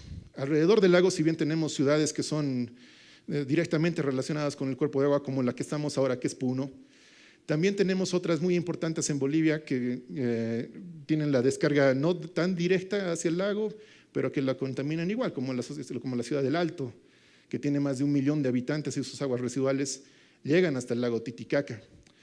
Pero no solamente tenemos ciudades de esas envergaduras alrededor del sistema hídrico, sino también muchos otros municipios pequeños en los cuales es muy difícil poder gestionar el dinero para el tratamiento de aguas residuales. Entonces, en uno de estos municipios pequeños es que vamos a implementar un filtro verde para poder monitorear cómo la implementación de ese tipo de medida puede ayudar a la mitigación de la contaminación por aguas residuales que se vierten a los cuerpos de agua, que como les digo en el lago Titicaca lamentablemente es una figura muy común. Por supuesto que en esta iniciativa innovadora vamos a hacer un trabajo importante de monitoreo para poder sistematizar esta experiencia y a través de ello hacer estudios de caso para que puedan ser replicados. Y la ventaja que tiene el LT es que al trabajar en un territorio tan grande, tan extenso, esas réplicas se pueden hacer incluso dentro de nuestra misma cuenca, porque es un sistema hídrico, como les digo, que tiene problemas comunes a lo largo del territorio muy extenso. También trabajaremos en otro componente que es el empoderamiento de líderes. Vamos a llevar adelante durante estos 5 años que dura el proyecto un proceso de selección de líderes jóvenes, idealmente menores a 30 años, que tengan relación directa sobre la actividad pesquera en el lago Titicaca. Y obviamente vamos a tener ciertos criterios de selección para estas personas, pero sobre todo va a influir mucho la experiencia que tengan en la práctica y también las perspectivas de desarrollo, porque se requiere capacitar a gente que esté directamente relacionada con los actores locales para que puedan implementar nuevas técnicas que nos lleven a un mantenimiento de los recursos hidrobiológicos. También vamos a ejecutar periodos de pasantía que se van a realizar para estos gestores jóvenes en instituciones que son especializadas en el manejo de recursos hidrobiológicos aquí en el lago Titicaca y que son aliados del LT en el trabajo. Ahí tenemos varias opciones que podrían ser el IMARPE, el PELT, etcétera. Eso es algo que vamos a promover también en estos 5 años de ejecución. Finalmente, el LT tiene una característica muy especial que representa a 2 países a través de sus cancillerías. Esto nos ha involucrado como institución pública en este proyecto. Entonces, vamos a hacer uso de esa característica que tenemos para poder tratar de hacer un lobby y afectar la política pública de nuestros países. ¿Pero para qué? Para que tomen atención sobre los recursos hidrobiológicos del lago Titicaca que están en pleno decaimiento y que requieren acción inmediata y se implementen las políticas públicas que son necesarias para poderlos preservar. Finalmente, vamos a poner a disposición también una plataforma para fomentar la réplica de datos, la réplica de resultados de todas las acciones que vamos a llevar adelante. Y esto porque en un territorio tan extenso como el lago Titicaca, ustedes entenderán que tenemos más de 60 municipios que están alrededor del lago. Tenemos más de 120 asociaciones pesqueras que están trabajando en este momento solo en el territorio peruano. Entonces, es obvio que no vamos a poder llegar a todos los actores en un periodo de tiempo muy corto. Entonces, tenemos que ver mecanismos efectivos para que todos los resultados exitosos que vayamos a tener, toda la información que vamos a desarrollar, todos los estudios de caso que van a ser sistematizados, puedan seguir siendo diseminados en el tiempo. Se puedan llevar a los otros lagos también que tienen sistemas, se puedan llevar también a otros territorios en el lago Titicaca, y para eso es que vamos a tener esta plataforma de trabajo. Con esto concluyo con esta presentación. Muchas gracias por su atención y pasamos con la siguiente etapa.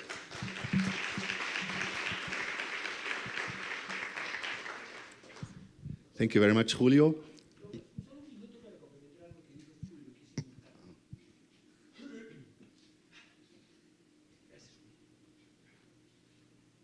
Solamente decirles que este proyecto que muy acertadamente el Living Ley lo está apoyando, agradecemos, va a constituir la base técnica, social y política, porque como se ha dicho en la presentación, no lo vamos a poder hacer solos. Vamos a enfrentar el tema de la depredación de la pesca, que tiene que ver con una política binacional que falta construir y articular. Ya se dijo en la presentación. El tema, y para aquí hay un tema importante que se va a manejar, y creo que el concepto fundamental es la gestión multinivel. Necesitamos articular pescadores, educación, sensibilización, ciencia. La ciencia es importante, la ciencia científica y la social, porque de lo contrario vamos a seguir en lo mismo. Yo agradezco mucho este enfoque, agradezco al Living Ley, que este va a ser un proyecto que va a contribuir a sentar una base binacional para cambiar una historia de depredación y de contaminación. Solamente eso, Tomás, y gracias.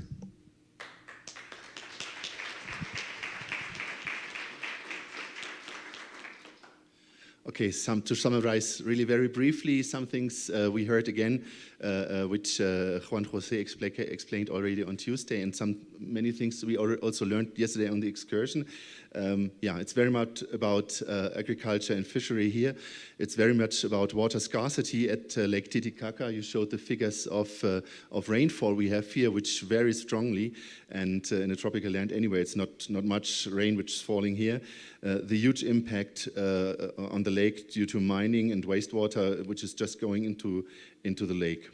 In the past, and also in the future, I suppose, ALT will focus on scientific works, on monitoring on the scientific basis, which is very important, of course. And ICI offers the opportunity to form kind of a political, social... Base política social y...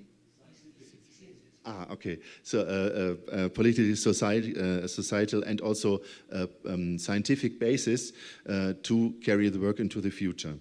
The project itself, mainly Julio explained in more detail in much better Spanish what they will implement in the framework of the project.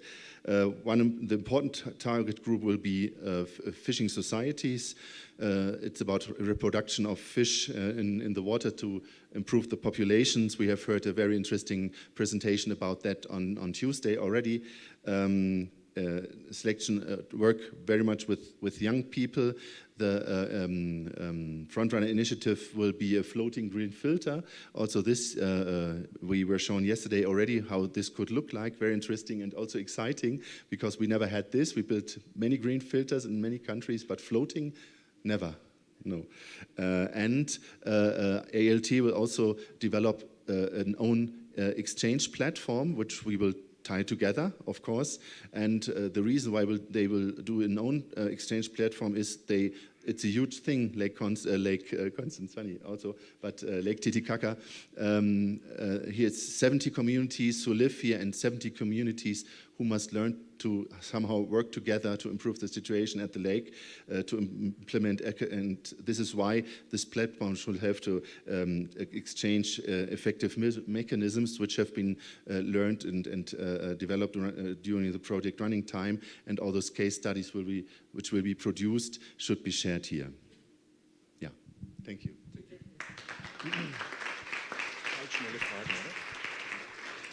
Thank you very much. Everybody has been very concise and sticking to the time in the afternoon session, but we're running a little bit behind schedule because of the morning session. But we do 2 quick questions. So are there any questions? If not, okay, there is a question over there. Where's the second microphone?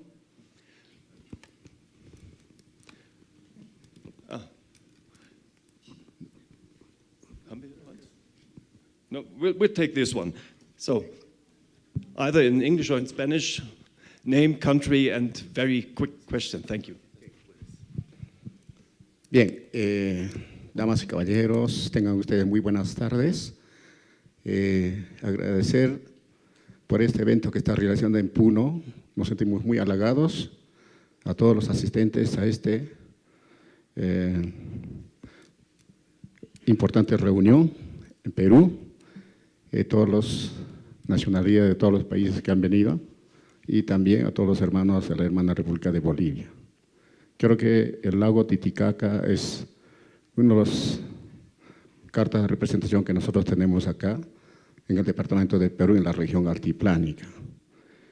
Solamente mi pregunta es, nuestras autoridades, ¿qué medidas están tomando en la bahía del lago Titicaca? Porque Puno, generalmente la parte a las orillas, casi 8 kilómetros, casi totalmente contaminados. Y el segundo punto, los pobladores, los pobladores de la cultura milenaria, los uros, ¿qué medida está tomándose? Porque en el río Willy, totalmente poblado por estos pobladores, ahora que están construyendo muchos hoteles, ¿no? Flotantes. Y realmente, totalmente, ¿qué medidas están tomando para estos pobladores de Uros? Bueno, muchas gracias por la consulta. En realidad, sobre la primera parte de la pregunta, sobre las medidas que se están tomando en la bahía interior de Puno, en realidad el trabajo sobre esta bahía es bastante extenso. Nosotros como ELT en el último año hemos promovido y hemos propuesto varias alternativas de solución que tienen que ver con tecnología innovadora, que lo han podido ver el día martes durante la presentación que han hecho los colegas de DLPR de México. Esa es la tecnología que nosotros tenemos propuesta, el trabajo está hecho en el proyecto y estamos justamente en la búsqueda de financiamiento para poderlo implementar. Sobre la segunda pregunta, por supuesto. Ok. Bueno, disculpe que sea, bueno, la pregunta es importante. Yo quiero informarle a través suyo qué es lo que está haciendo la ALT, porque este es un tema de crucial importancia. Nosotros como ALT, conjuntamente con la Municipalidad de Puno, se hizo un proyecto de inversión que actualmente cuenta con el Código de Inversión Único, que cuesta 3.6 millones de dólares, equivalente más o menos a 15. Se ha hecho toda la gestión con el apoyo del Ministerio del Ambiente, a Economía, con los congresistas. Sin embargo, debo decir con mucho respeto que en el presupuesto de la República de 2023 no ha sido incluido. Este es un tema que realmente debe ser tomado en cuenta por todas las autoridades, la sociedad civil organizada, porque creemos que si no se toma esta decisión, esto seguiremos hablando en mucho tiempo. Solamente para su información, señor, y espero que usted sea el vocero de esta propuesta de la autoridad Lago Titicaca. Gracias. Thank you. Very short summary in English, probably the question and the answer. Había todavía una segunda parte, ¿no? Que era sobre eso de las presiones urbanas. Maybe you can summarize that in English very briefly, the first part. So in the inner bay of Puno, of course, we are working. Of course, we have new proposals to decontaminate the inner bay. And one of them, you saw it on Tuesday with the presentation of DLPR from Mexico. It's a new system that provides more oxygen to the water in order to decontaminate the water. This is still, we are still looking for investors, public or private, because the cost of the project is almost $3 million.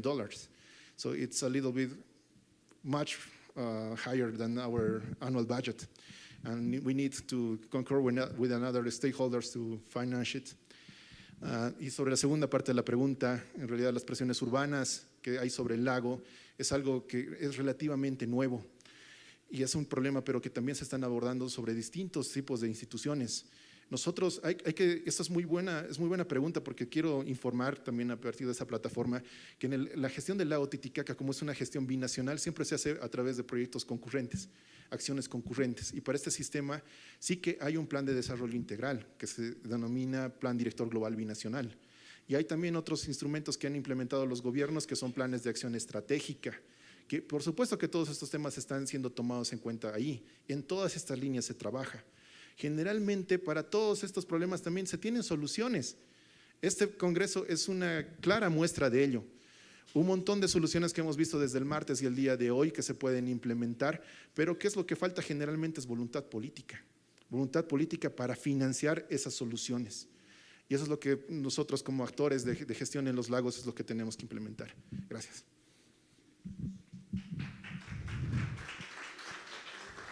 I'm awfully sorry, but we're running out of time, so I have to finish it here. I would ask you to direct your questions bilaterally, directly to Thomas and to Julio and Juan Jose. Thank you very much for your presentations, the insight into the IKI project, and in particular the activities here in Peru. We are looking forward to that collaboration, and mucha suerte and good luck for the future here.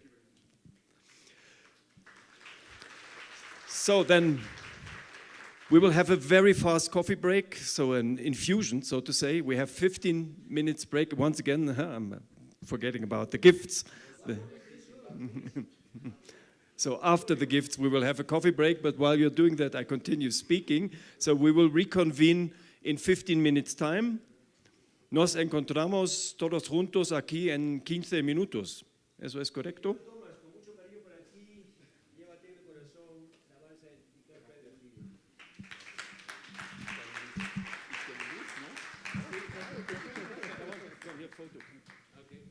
Where's the photographer? Photographer, please, one last photo.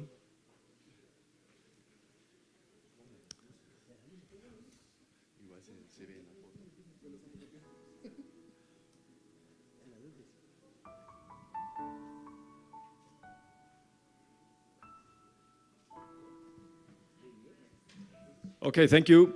Enjoy your coffee break, 15 minutes precisely. We will ring a bell then.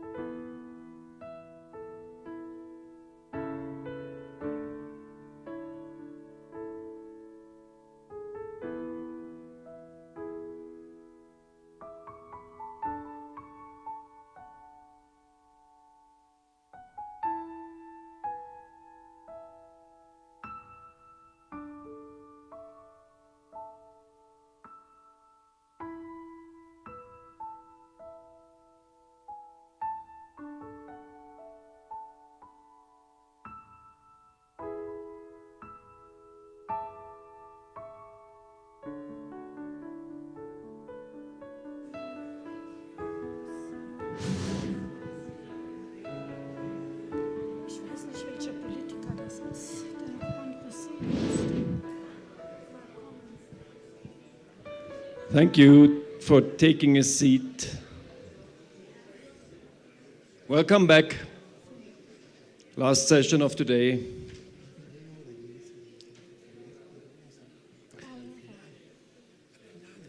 I think I have been told we will start with a short 3-minute video. No? Plan has changed? A small change, yes. Okay, you tell me. At the very, very end. Okay, video at the end. Then we start with a resolution, and in order to pass a resolution, you have to know what's in the resolution. And Marion has drafted that with Juan Jose, and she will give you an introduction and start, I think, with the Spanish version. And Juan Jose, could you please come to the stage? Juan Jose, por favor, nos...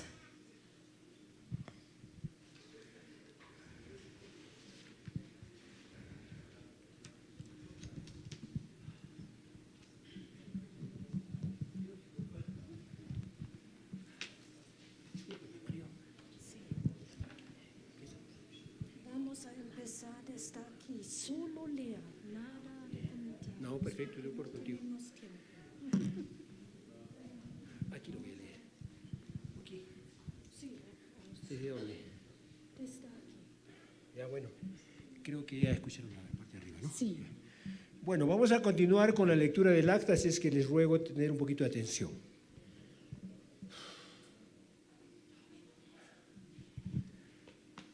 A ver, gracias, Marión.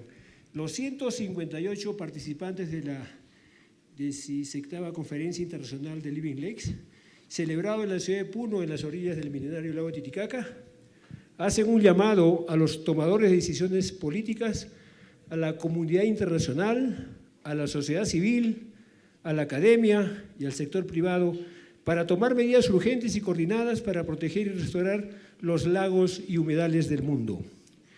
En respuesta a los temas de la conferencia, los participantes señalan que es urgente fortalecer los marcos legales existentes para proteger los humedales de manera efectiva y severa, de manera que conduzcan a la restauración de humedales degradados. Si bien la gran mayoría de los países ratificó el Convenio Internacional sobre la diversidad biológica, así como el Convenio Internacional Ramsar, y aprobó leyes para la protección de los ecosistemas, a la fecha no se ha logrado reducir la degradación y destrucción de los humedales y lagos. Los gobiernos deben garantizar la plena implementación de las leyes ambientales y establecer las sanciones correspondientes por su incumplimiento.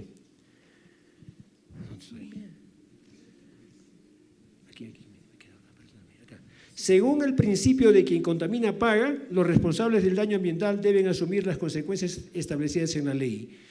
Se necesitan marcos institucionales y financieros que promuevan la restauración de los humedales, incluyendo programas de financiamiento de proyectos de restauración, apoyando específicamente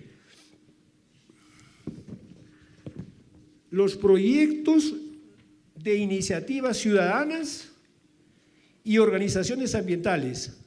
Las administraciones regionales con responsabilidades en la gestión de los lagos deberán establecer estructuras para involucrar a los diferentes actores y motivar proyectos de restauración, colaboración público-privada. También las empresas en las cuencas y o con relación fuerte con el agua deberían contribuir financieramente y participar en las iniciativas de restauración. Se requiere igualmente un Fondo Mundial del Agua que canalice recursos globales para reducir las brechas de los ODS, así como asegurar la protección de los lagos y humedales. La acción vinculante y coordinada debe comenzar en el seno de las Naciones Unidas a través de una Organización Mundial del Agua que unifique el trabajo de las agencias del Sistema de Naciones Unidas, así como de las agencias de cooperación, de manera que armonice las demandas sociales y ambientales globales. Se necesitan planes de acción vinculantes y con base científica como marco y orientación para los proyectos y otras iniciativas de restauración de lagos. Las riberas y las cuencas del lago deberían ser incluidos en la consideración de los planes de gestión de lagos. Estos hábitats son fundamentales para la viabilidad de los ecosistemas lacustres. puestos que son la interfaz entre el propio lago y sus usuarios, se deben tomar una atención especial en la planificación y ejecución en caso de estas zonas.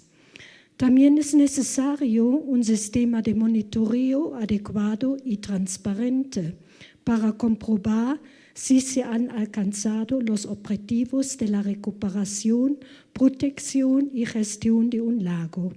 Los resultados del monitoreo deberían ser analizados y evaluados por científicos independientes y las conclusiones y recomendaciones deberían ser considerados en el plan de acción y gestión.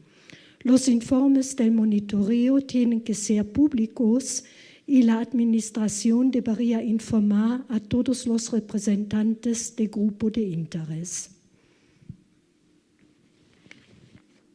Un elemento fundamental de un plan de restauración debe ser de acuerdo con las normas aceptables de calidad y cantidad del agua, aceptable para todos los usuarios del agua y garantizar la prosperidad de la biodiversidad.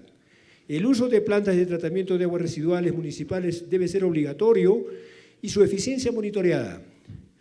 Hay que promover y apoyar la implementación de filtros verdes como soluciones naturales de bajo coste de construcción y de mantenimiento para pequeños asentamientos.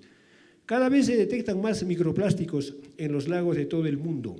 Esta nueva forma de contaminación solo puede filtrarse con plantas de tratamiento de aguas residuales técnicamente avanzadas. Pedimos a las autoridades locales que tomen medidas para reducir el uso de plásticos y prohibir los artículos de plástico de un solo uso. La prevención de la contaminación y de la captación insostenible de agua es más importante que las soluciones tecnológicas de reparación. Normalmente las autoridades locales son responsables del tratamiento de las aguas residuales. Ellos necesitan la creación de capacidad y los recursos financieros con el fin de operar y mantener las plantas de tratamiento de forma adecuada. También los hogares necesitan reconocer la importancia del tratamiento de aguas residuales y estar dispuestos a pagar por este servicio tan importante. Ello requiere de la implementación de estrategias orientadas a la educación y concienciación de la población. Una gran amenaza para la calidad y la cantidad adecuada del agua de un lago es la agricultura intensiva con prácticas insostenibles. Los gobiernos deberían implementar programas de ayuda para apoyar a los pequeños agricultores de certificarse con estándares de sostenibilidad ambiciosos. El objetivo debería ser, como mínimo, doblar la superficie de agricultura orgánica alrededor de lagos hasta el 2030. Por otro lado, es necesario incentivar la transformación de la base técnica de los sistemas de riego, buscando maximizar su eficiencia en la captación, transporte y aplicación del agua para los cultivos. La mayoría de los lagos y humedales ya están muy contaminados. Es urgente apoyar económicamente la aplicación de métodos y tecnologías para mejorar la calidad del agua, además de apoyar el desarrollo futuro de estas técnicas. El estado de conservación del humedal define su capacidad de mitigación del cambio climático, encontrando su máxima capacidad de retención de carbono cuando están en buen estado de conservación, pudiendo, por contrario, llegar incluso a ser emisores netos de gases de efectos invernaderos en caso de estar degradados. En casi todos los lagos, las poblaciones de peces han disminuido con pérdidas significativas de especies endémicas. La consiguiente pérdida de los medios de subsistencia para los pescadores del lago se ha convertido en la mayor parte de la norma. Los pescadores suelen ser los miembros más pobres de la comunidad y la formación de asociaciones y el fortalecimiento de la pesca para que sean incluidos activamente en la gestión del lago debería ser promovida. Es imprescindible la educación y la información de la población local sobre la importancia del lago como ecosistema con sus imprescindibles servicios ecosistémicos. Los gobiernos nacionales, regionales y locales no deberían conformarse con un nivel escaso de conciencia de la población, que está aprendiendo a convivir con el desastre de la contaminación. Se necesita la participación de las comunidades en las actividades y proyectos de restauración de lagos, así como involucrar sus perspectivas y conocimientos. La presencia o ausencia de apoyo público a un proyecto de restauración puede ser la diferencia entre los resultados positivos y el fracaso. Por eso es muy importante fomentar y apoyar la cooperación entre organizaciones públicas y privadas. El monitoreo participativo de lagos y humedales debe ser implementado y fortalecido como una herramienta inclusiva de identificación y priorización de problemas ambientales a través del involucramiento de la sociedad civil en el levantamiento y análisis de datos de calidad y cantidad de agua de los cuerpos de agua, para que de esta manera la toma de decisiones tome en cuenta la visión de los pobladores de la cuenca y se enriquezca las perspectivas sobre un tema que es altamente complejo. Los participantes en la conferencia expresan su gratitud sin reservas a la Autoridad Binacional Autónoma del Lago Titicaca, Perú-Bolivia, y al Global Nature Fund por acoger la conferencia. El lugar de celebración a orillas del lago Titicaca y las excursiones fueron fundamentales para facilitar el alto nivel de debate entre los participantes y se refuerzan las urgencias de las acciones necesarias para proteger y restaurar los humedales y lagos en todo el mundo. Puno, 8 de diciembre 2022, firman los participantes y miembros de la Red Internacional de Living Lakes y los demás participantes de la Conferencia Internacional Living Lakes.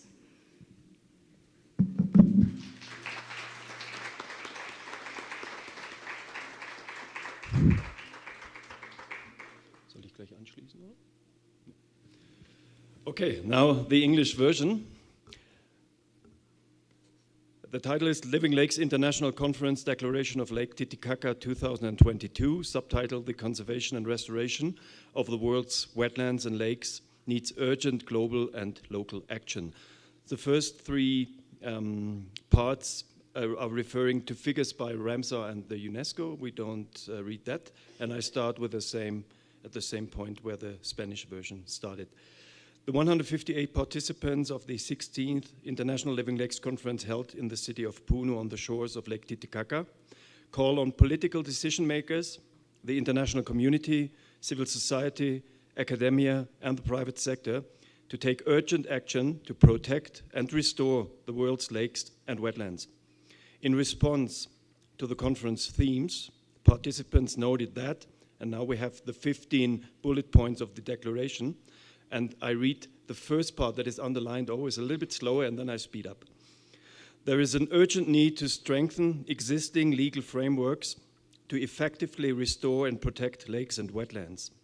While the vast majority of countries have ratified the International Convention on Biological Diversity, the Ramsar Convention, and passed laws for the protection of ecosystems, the degradation and destruction of lakes and wetlands has not stopped. Governments must ensure the full implementation of environmental laws and establish the corresponding sanctions for non-compliance. According to the polluter pays principle, those responsible for environmental damage must assume the consequences established in the law. Point 2, strong institutional and financial frameworks are urgently needed to promote wetland restoration, including funding for restoration projects, citizen initiatives, and environmental organizations. Regional administrations with responsibilities for lake management should establish structures to involve different stakeholders and encourage public-private partnership restoration projects. Furthermore, companies in the basin and/or with a strong relationship with water should contribute financially and participate in the restoration initiatives. 3, a World Water Fund is also needed to channel global resources to close the SDG gaps, as well as to ensure the protection of lakes and wetlands.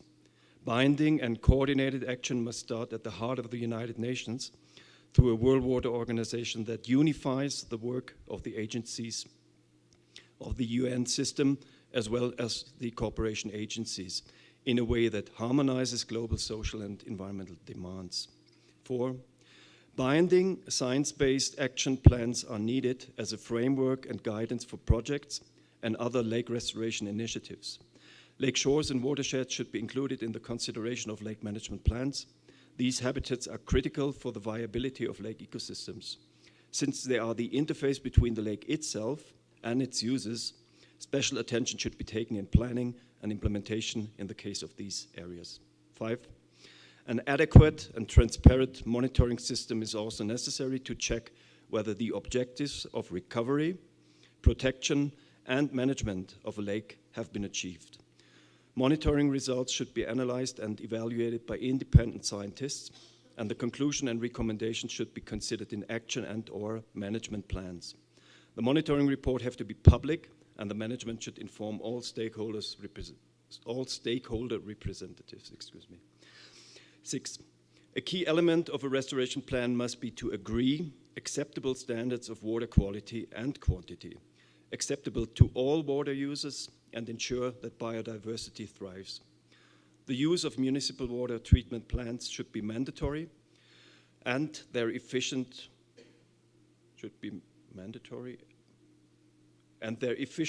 monitored.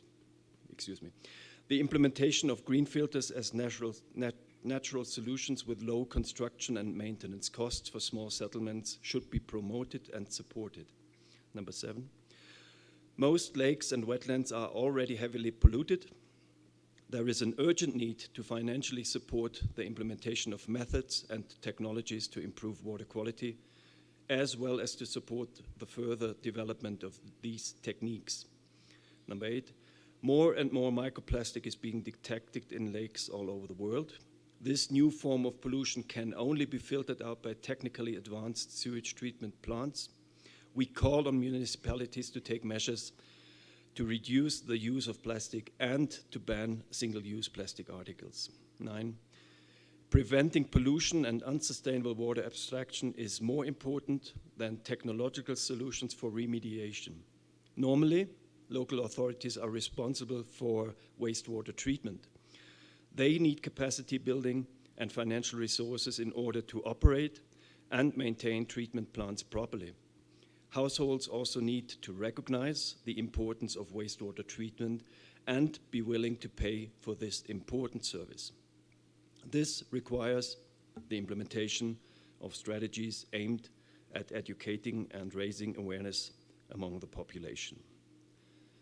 10, a major threat to the quality and quantity of water in lake is intensive agriculture with unsustainable practices. Government should implement aid programs to support small farmers to become certified with ambitious sustainability standards. The goal should be to at least double the area of organic agriculture around the lake by 2030. On the other hand, it is necessary to incentivize the transformation of the technical basis of irrigation systems, seeking to maximize their efficiency in the capture, transport, and application of water for crops. The conservation status of lakes and wetlands informs their capacity to mitigate climate change. They are at their maximum carbon sequestration capacity when they are in a good state of conservation, and they can become net emitters of greenhouse gases if they are degraded. 12. In almost all lakes, fish stocks have declined and there have been significant losses of endemic species. This has a significant negative impact on the livelihood of lake fishers, which is particularly significant given that fishers are often the poorest members of the community. The formation of fisher association is encouraged to improve fishery management and enable active involvement in lake management. 13, education and information campaigns aimed at improving local community and understanding about the importance of lake and wetland ecosystems and associated ecosystem services is essential. National, regional, and local governments should not be satisfied with low levels of awareness within lake and wetland communities, who need to live with the impact of lake and wetland pollution and destruction. 14. Community participation in lake restoration activities and projects is needed, as well as involving their perspectives and knowledge. The presence or absence of public support for a restoration project can be the difference between positive results and failure. It is therefore very important to encourage and support serious cooperation between public and private organizations. Last 15.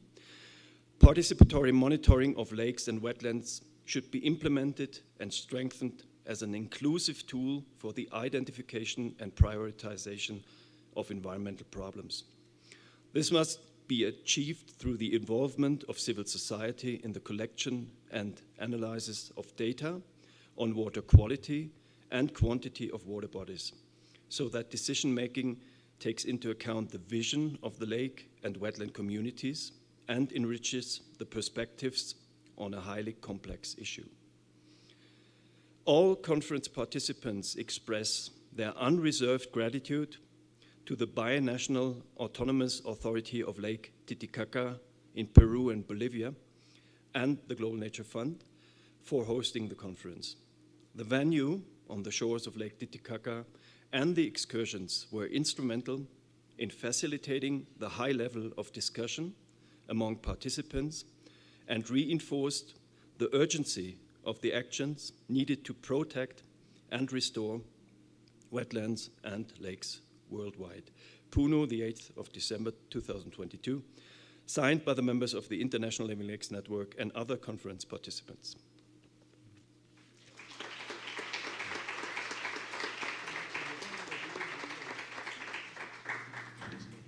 Sí. No, falta el award.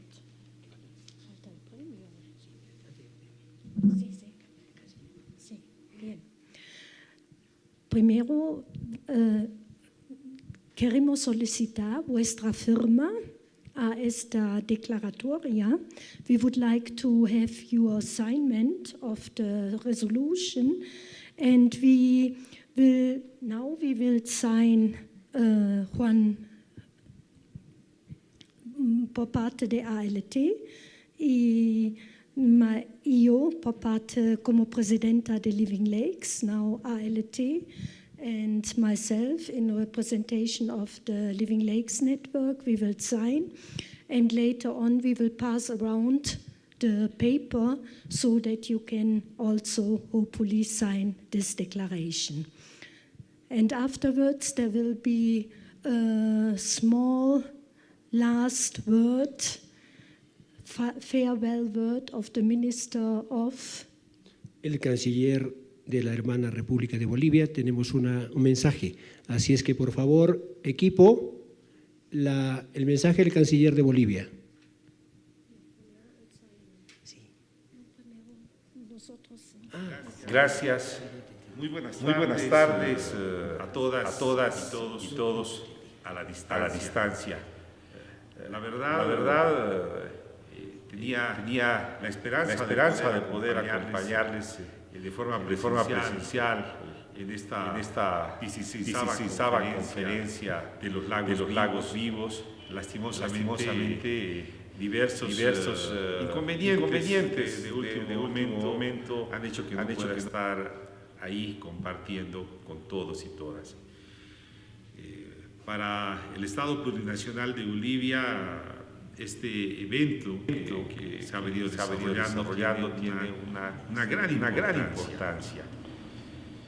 El lago Titicaca, que ahora forma parte de la red de lagos vivos, para nosotros no es solamente un espacio con agua y vegetación, es parte de nuestra historia, es parte de nuestra cultura, es parte de nuestra vida como pueblos. La historia relata que en una de las islas del lago Titicaca se origina lo que fue el gobierno de todas estas tierras antes de la colonia, el imperio incaico. Ahí emergió el origen del pueblo inca, de Mamaoglu y Manco Cápac.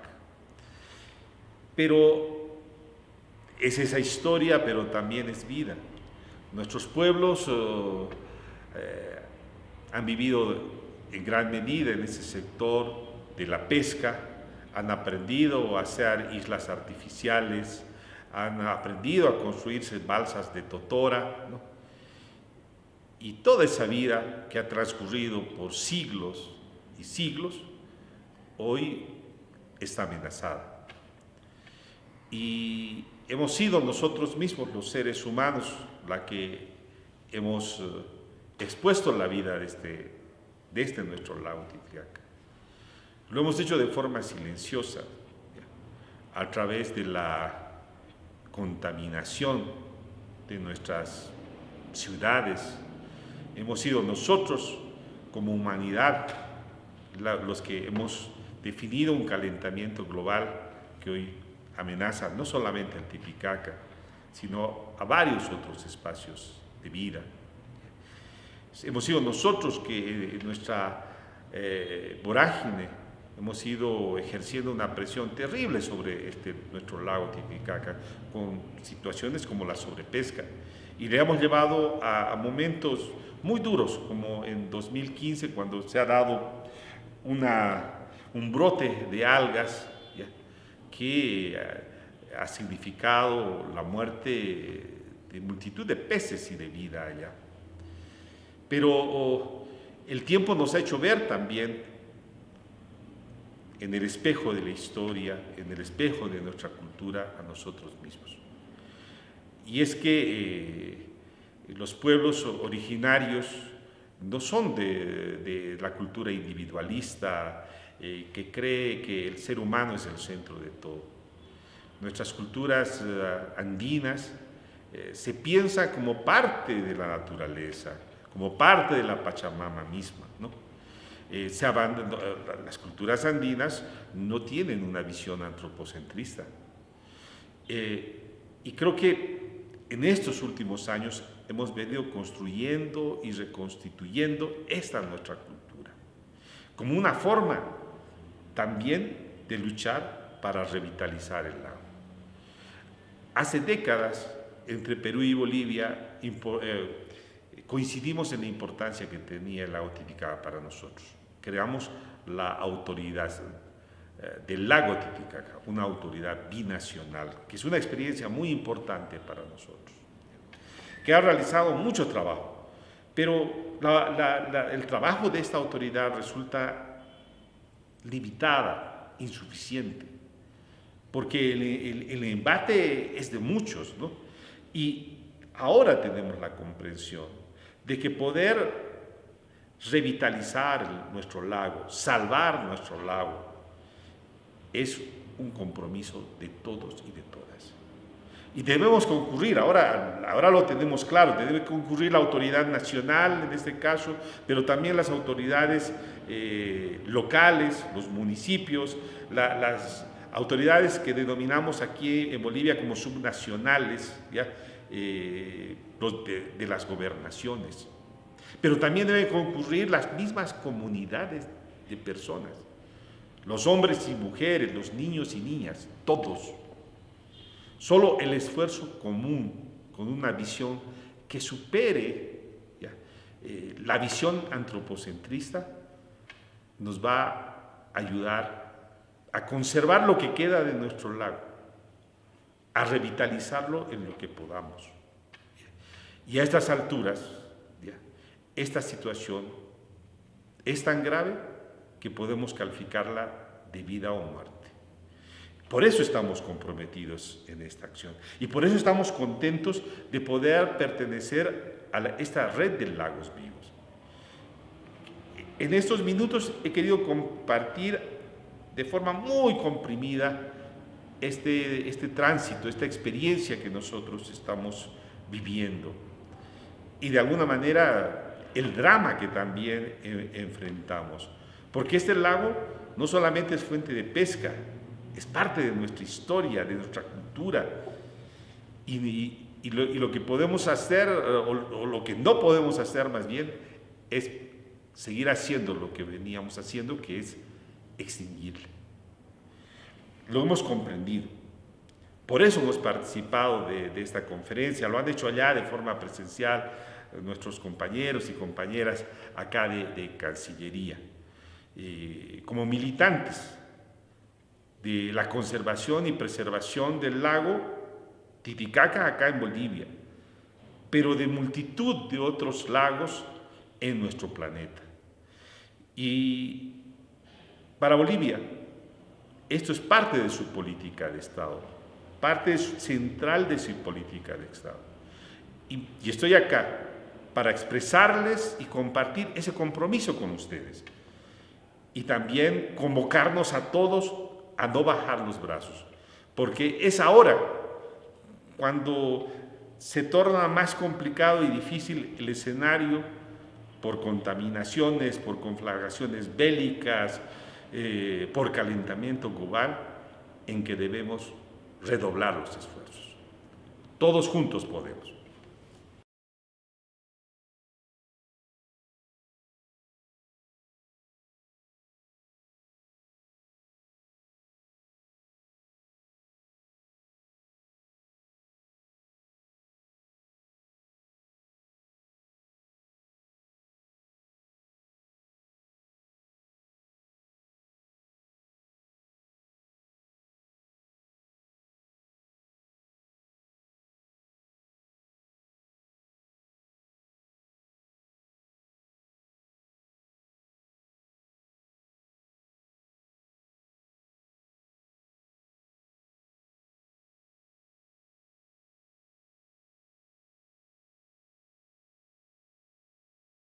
Que el ministro de Exteriores firma también esta declaratoria, ¿no?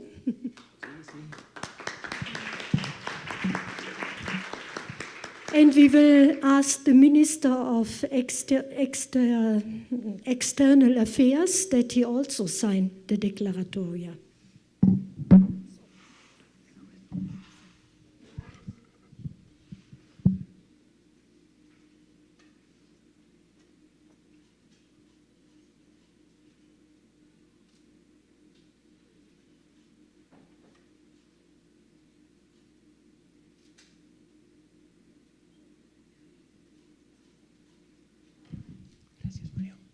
Gracias, Mario.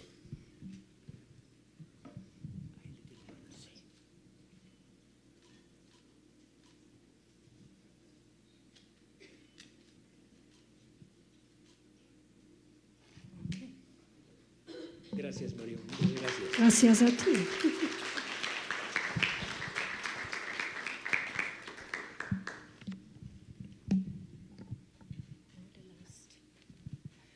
Now we are coming to the last point of today's agenda, which is the award, which we give since 16 years to organizations and to people, to persons which are really doing an outstanding job for the conservation of lakes and wetlands. And it was ALT who selected the award, the people and the organization, the person and the organization who made really an outstanding work and is doing an outstanding work for the conservation of Lake Titicaca. And I give over the word to Juan José to present the first winner of the Award of Living Lakes.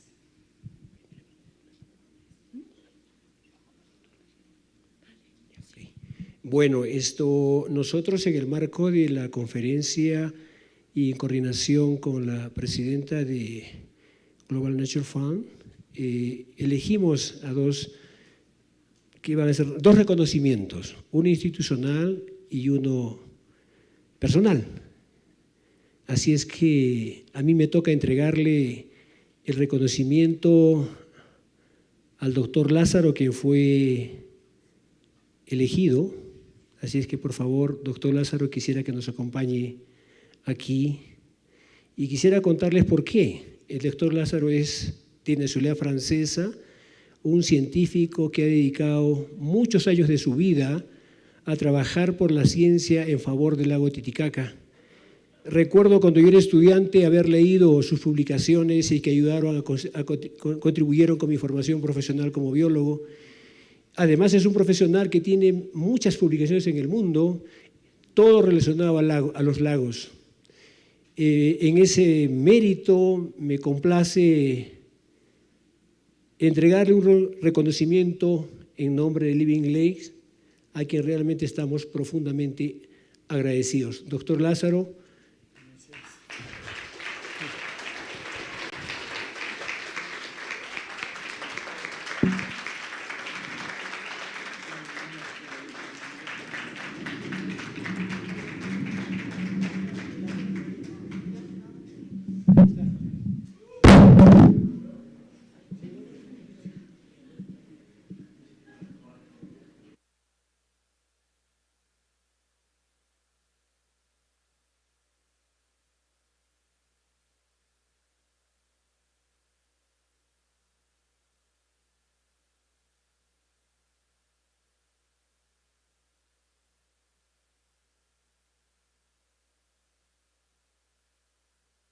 And we have a small more gift for you, Jose, because you are looking to the present always.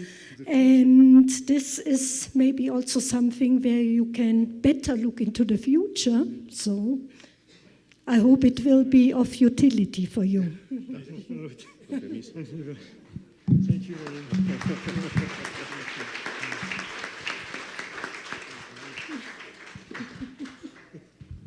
Muchas gracias. Realmente voy a decir unas palabras rápido. Nunca imaginé estar aquí 40 años después, o más de 40 años después, porque he tenido en la vida una oportunidad de llegar aquí y me han confiado el desafío de caracterizar el lago Menor en una época que no había datos, nada sobre ese lago. Los únicos datos que existían eran sobre la parte norte del lago Mayor, hecho por Richardson y colaboradores de la Universidad de California, con la UNAPUNO, y en el lago Menor no había información, nada. Y en esa época yo tenía 24 años, era mi primer trabajo y la verdad no sabía por dónde comenzar porque, como ustedes pueden imaginar, en esa época, 79, 80, la tecnología era casi cero bala.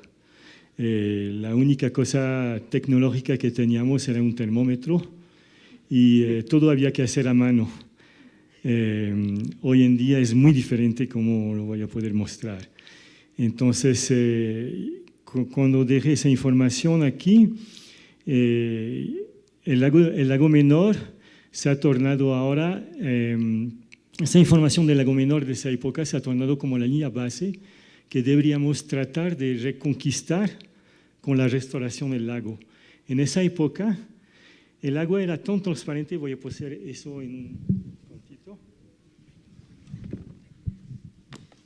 El lago era tan transparente que los equipos de química no podían detectar nutrientes, era como agua destilada.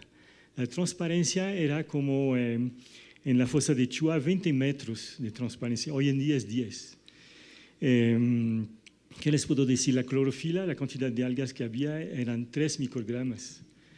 Teníamos como idea, yo salía cada 18 días, me van a preguntar por qué. Porque 18 días era el paso del satélite Landsat 2. Estamos en Landsat 8. Entonces pensábamos que ya en esa época, que con los datos de campo más el satélite podíamos mapear el lago, la clorofila, todo eso, y no fue posible porque la concentración era tan baja que él no detectaba.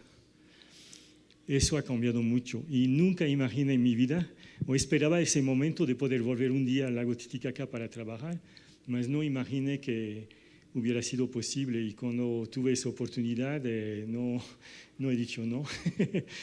Mas he encontrado un lago que no podía reconocer Realmente hay poca gente en la vida que puede ver un lago en un estado bueno y encontrarlo después de una generación en esas condiciones. Entonces, lo que les quiero decir, sobre todo a los jóvenes, es que ustedes tienen que tener entusiasmo, amor por la naturaleza y con voluntad, con empeño, va a conseguir hacer las cosas que quiere hacer. Demora mucho más tiempo que uno imagina que todo va a llegar rápido, no, todo es en términos de décadas, mas al final se consigue. Entonces no se desesperan, la situación actual es bastante crítica, mas si ustedes ponen el empeño, el entusiasmo, no se necesita siempre muchos conocimientos, ideas y visión es bastante importante. Ustedes van a conseguir y van a contribuir. Eso sería mi mensaje y para conseguir, porque yo estoy en el final de mi carrera, hago un apelo para que jóvenes y menos jóvenes se apasionan por el lago Titicaca y vengan a encontrarnos aquí para seguir trabajando para su restauración y para mejorar el conocimiento. Porque el conocimiento de esa época, el libro que todos conocen de Dejoux y Iltis, eran datos de los años 70, 80, no son más válidos. ¿Okay? Tenemos que trabajar. Gracias.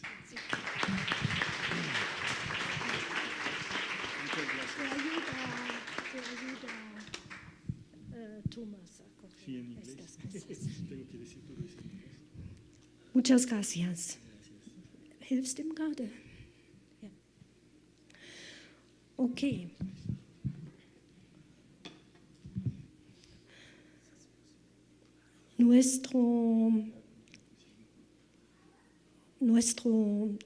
El otro galardón del premio de Living Lakes es la Reserva Nacional del Titicaca. Trabaja para la conservación del lago desde hace 44 años. La reserva tiene una superficie de 36.000 hectáreas, incluyendo los sectores Ramis y Puno en el noreste del lago Titicaca.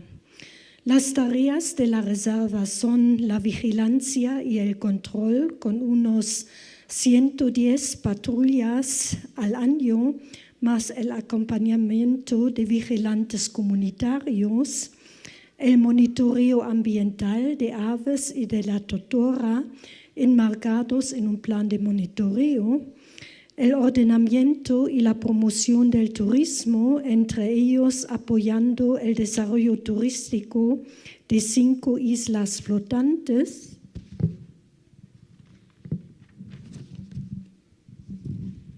involucrar a los actores en la gestión de la Reserva Nacional del Titicaca a través de coordinación del Comité de Gestión y de los 16 comités de conservación y la educación ambiental con casi 100 sesiones educativas en 12 instituciones educativas secundarias del ámbito rural. Y todo eso un esfuerzo desde hace 24 años. Gracias, Marión. Así es que invitamos al ingeniero Víctor Hugo Apaza, jefe de la Reserva Nacional de Titicaca. Así es que Víctor Hugo, aparte de ser un jefe, es nuestro amigo. Muchas gracias. Marión,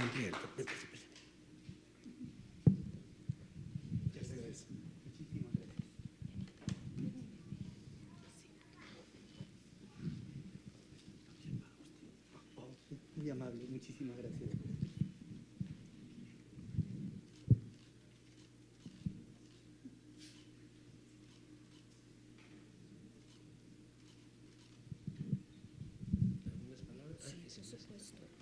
Querido Víctor Hugo, por favor.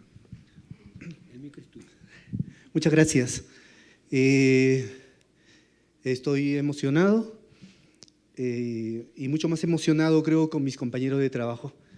Somos un equipo de 13 personas, somos muy pocos, 13 guardaparques que tratamos de hacer nuestro trabajo en una partecita del lago Titicaca, con la finalidad de hacer conservación y conservación de una muestra representativa de nuestro queridísimo lago. Creemos que es una buena forma de poder hacer conservación porque involucramos a la gente en este trabajo. Si nosotros somos 13, tenemos 70 guardaparques comunales, ¿no?, que nos ayudan a hacer el trabajo de conservación.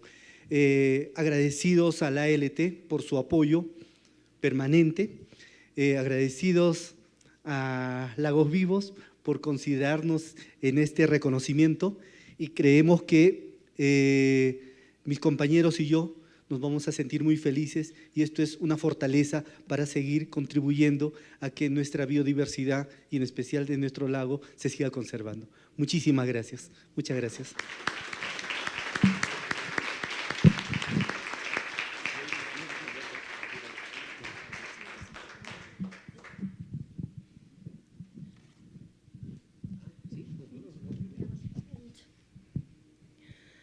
Yes, I was asked to say 2 sentences in English, and I start with the Reserva Nacional del Lago Titicaca.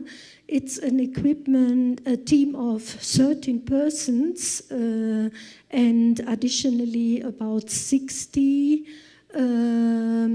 technicos and guardaparques, as rangers on local level, and they are doing an incredible job in environmental education, in controlling, in monitoring, and also in planification of the tourism in the national park.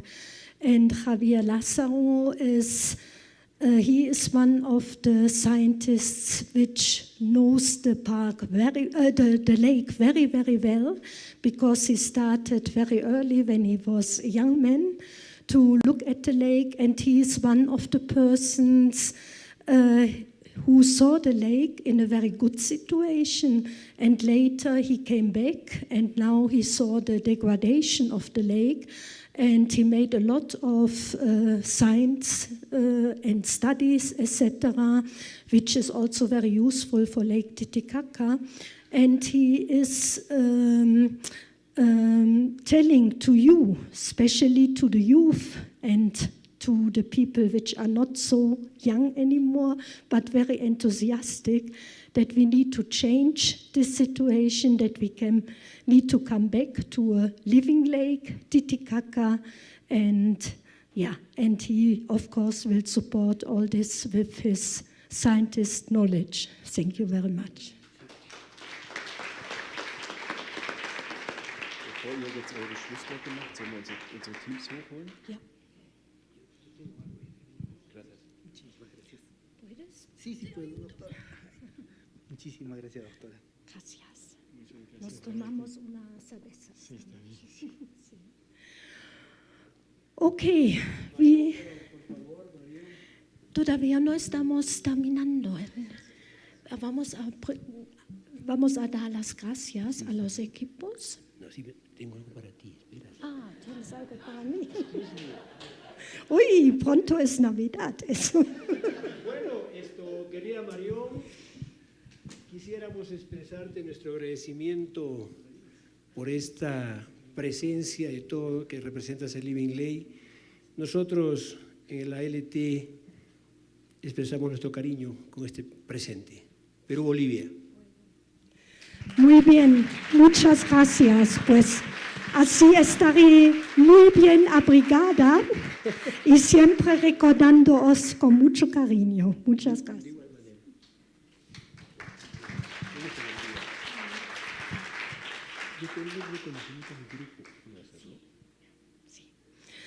Bueno, before we finalize the Living Lakes Conference, we would like to thank you, first of all, to the audience, and we would like to thank to our teams of ALT and also of Global Nature Fund, because they did an incredible job. They did not only an incredible job the days of the conference, but also the 3 months or 6 months before start of the conference. So I think it's a very good example for working together over continents and over oceans and come to a very good results and and come to a very good result. And yeah, it was really, you did a great job and you can be very proud. And you made also with this conference a big contribution to make a step towards the conservation and the restoration of Lake Titicaca and to all the lakes over the world. Gracias, Mario. Bueno, yo no quisiera, acá estamos al cierre de la conferencia el día de hoy, y yo quisiera invitar a mi equipo de trabajo, por favor, equipo de trabajo, adelante. Julio, todo el equipo de trabajo, por favor, ALT. And todo el equipo de GNF as well, please. So I can say the names, huh? Shall we call them by name? So Alena Heyer, let's start with the girls. That's Alena Heyer. Katharina Gehrig, where is she? Katharina. Rebecca Mahler. This is Rebecca. David Marchetti and Thomas Schäfer. Están bonitos. I think that's the GNF team and now the ALT. Thank you. Bueno, en verdad, por favor, equipo aquí, a ver, señorita Yomar, adelante, ingeniero Patricia, ingeniero Miranda, adelante, Gonzalo Candia, señora Silvia, la señora Verónica, Luis, el señor Montes de Oca, la doctora Fabiola Arnés, nuestro querido Gary, por favor, David, Marco, el ingeniero Mesa, Esteban, perdón. Bueno, queridos amigos, este es el equipo que ha trabajado arduamente para poder llevar adelante esta magnífica conferencia, la cual agradecemos de corazón. Aquí hay corazones peruanos, hay corazones bolivianos, españoles, alemanes, que representan a esta gran conferencia. Me siento honrado y feliz y espero que esta actividad tan importante haya sido al alcance de lo que ustedes esperaban. Les pido un fuerte aplauso a este magnífico y maravilloso equipo internacional.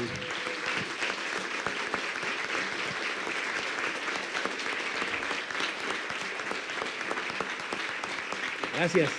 Muchas gracias.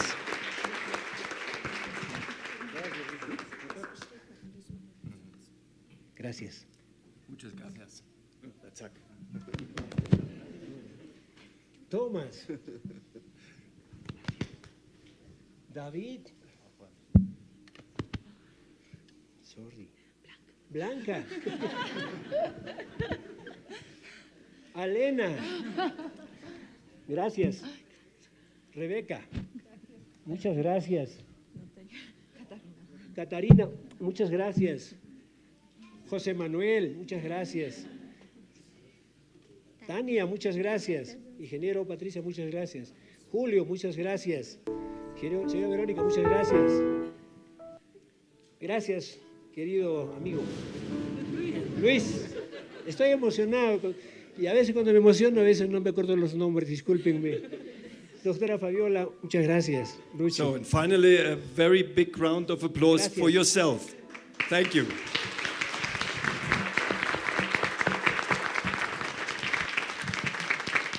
And next year will be the 25th anniversary of Living Lakes, and we will have a celebration, I would say, on various places of this planet. We will keep you informed. Definitely we will have a big party in Germany, but we will organize some other events all over the world.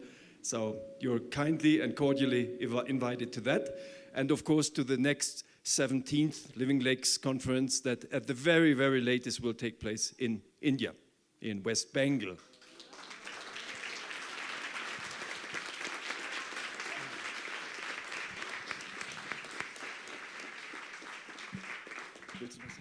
Viva el lago Titicaca y viva Living Lakes.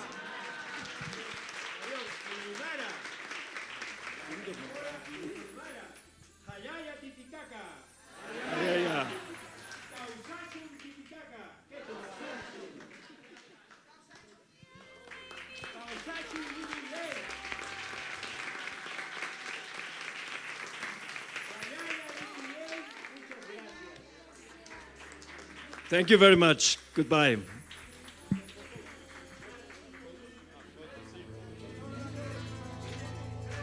You can come up on stage. We make a photo of us all. Come up. If you wish, if you want to be on the photo.